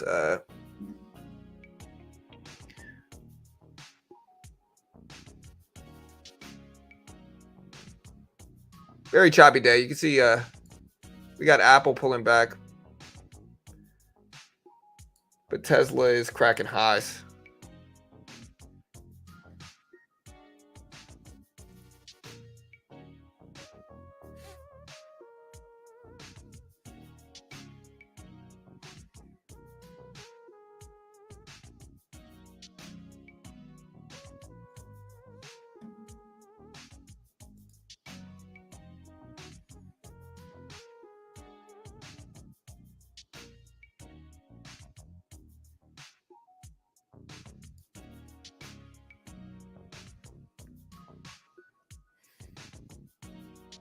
All right, wholesale inventories do drop in about 11 minutes or so. Tesla creeping up.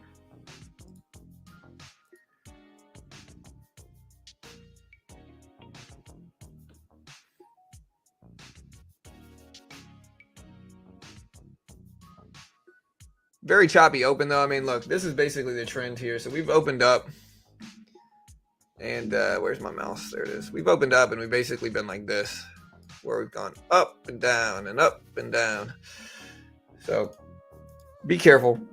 Not a lot of big edge right now, in my opinion. Big range though.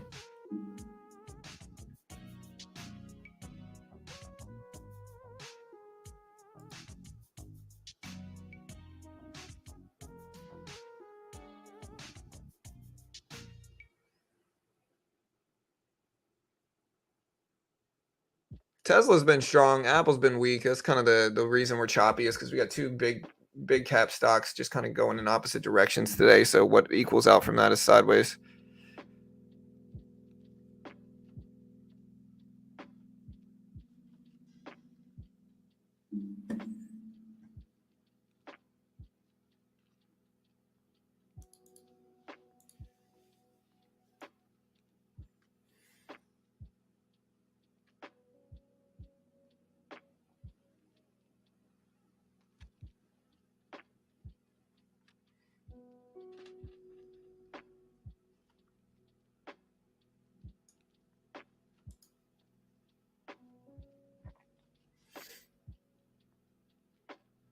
Look at Apple cracking lows again.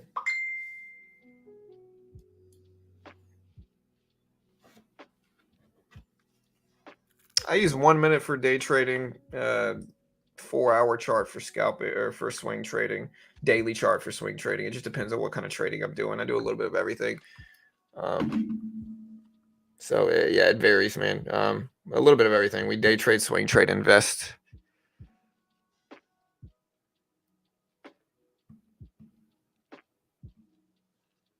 All right, Apple moving up a little bit here. We do have wholesale inventories again dropping at 10 o'clock. Not the biggest release, though. I don't know how much it's going to really move things.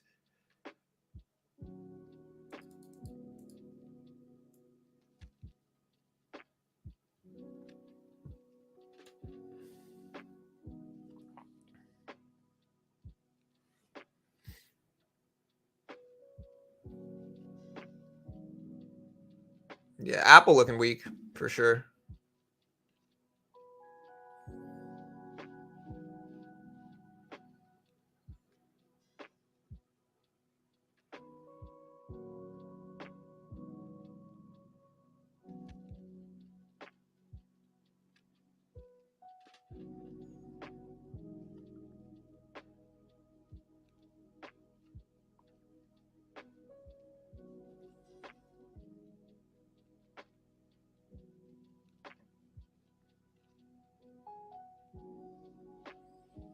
Yeah, so a lot of people I think are waiting for Apple to consolidate. The problem is Tesla just flushed back down too.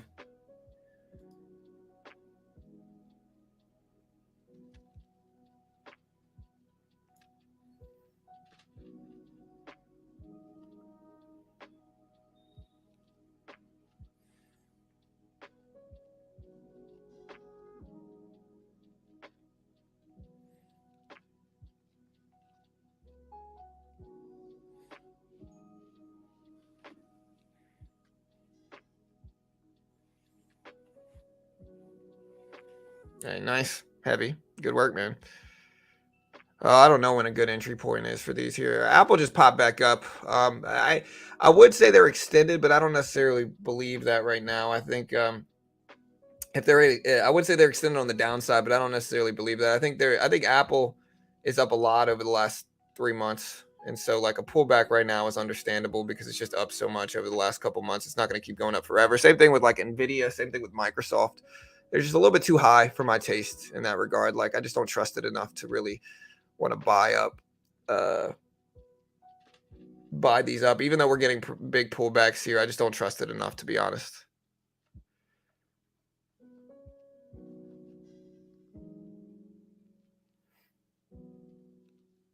Five new models in the near future. Yeah, I think they're just taking a volume approach. You know, I think they're just trying to do high volume.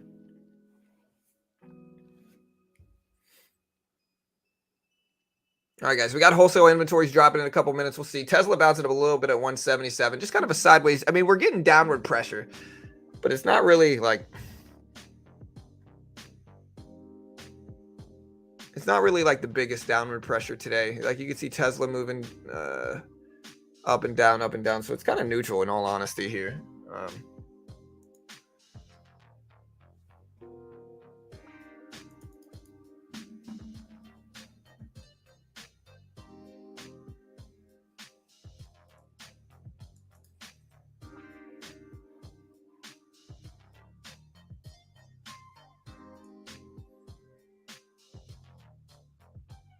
You can see Apple's starting to finally come back. It's kind of dragging the market back up with it.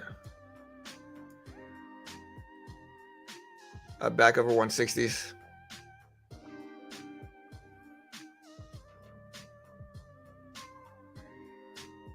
Yeah, I don't know, Chris. Yeah, CPI is expected to come in at 5.2%, which is very light relative to the last few months. Really, it's pretty light.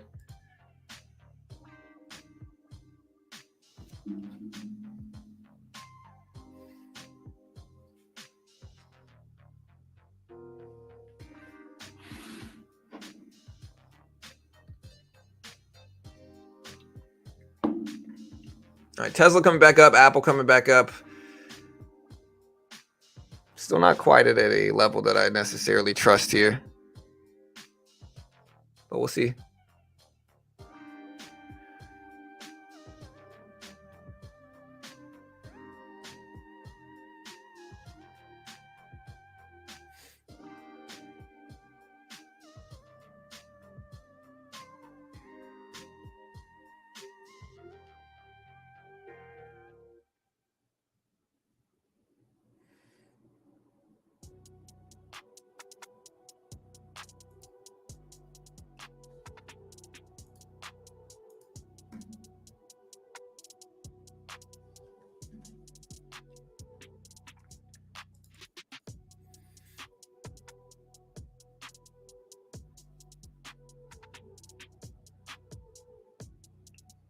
Trying to creep back up.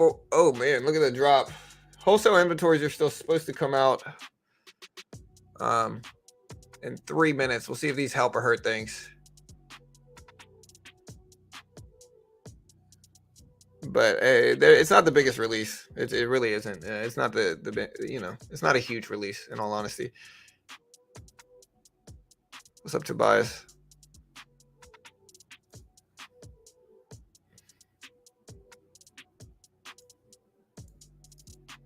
So today's the 10th. Let's see what we get. All right, wholesale inventories. Expectations are 0.2% for wholesale inventory. So we'll put this up and see if we get anything good. But again, not the biggest release.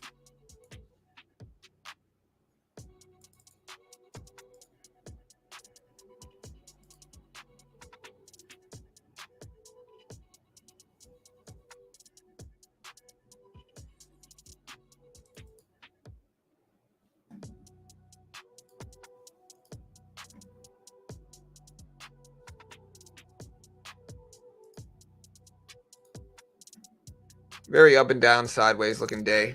All right, guys. So here's all wholesale inventory. It's supposed to drop in about a minute and a half.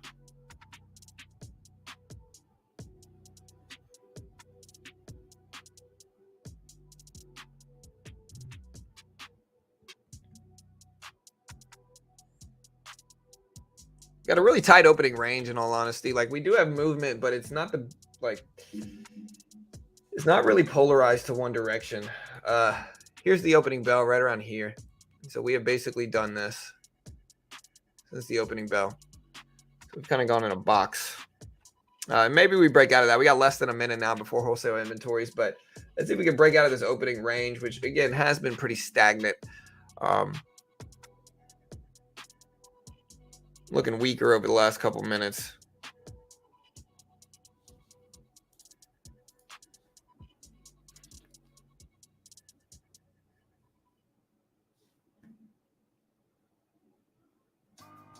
All right, about 20 seconds before wholesale inventories. And again, this isn't the biggest release, so we'll cover this and then we'll probably stop trading. I just, unless there's some better breakout after I close down, I just don't see anything I'll necessarily like a ton.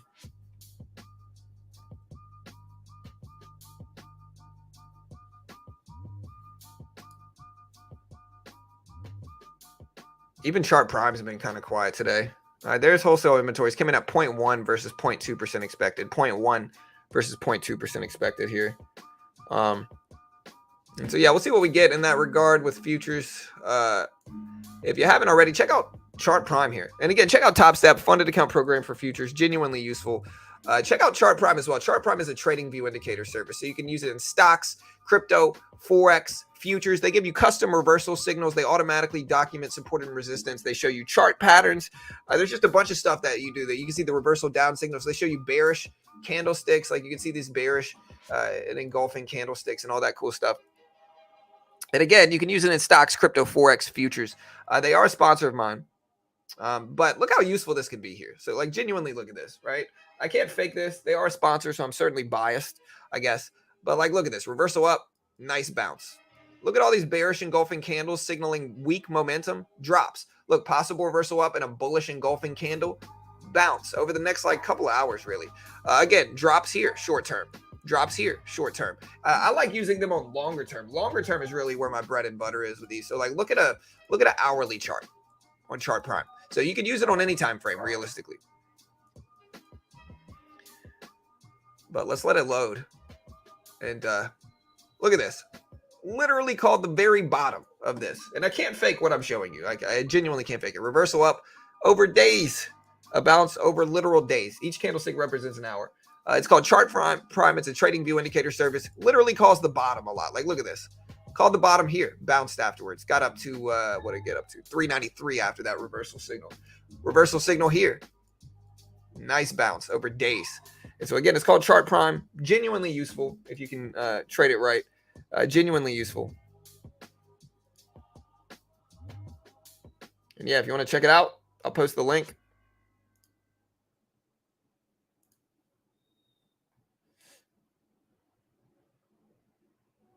And you get 40% off. So I think the edge that it gives you considering everything is profound. Like 40% off.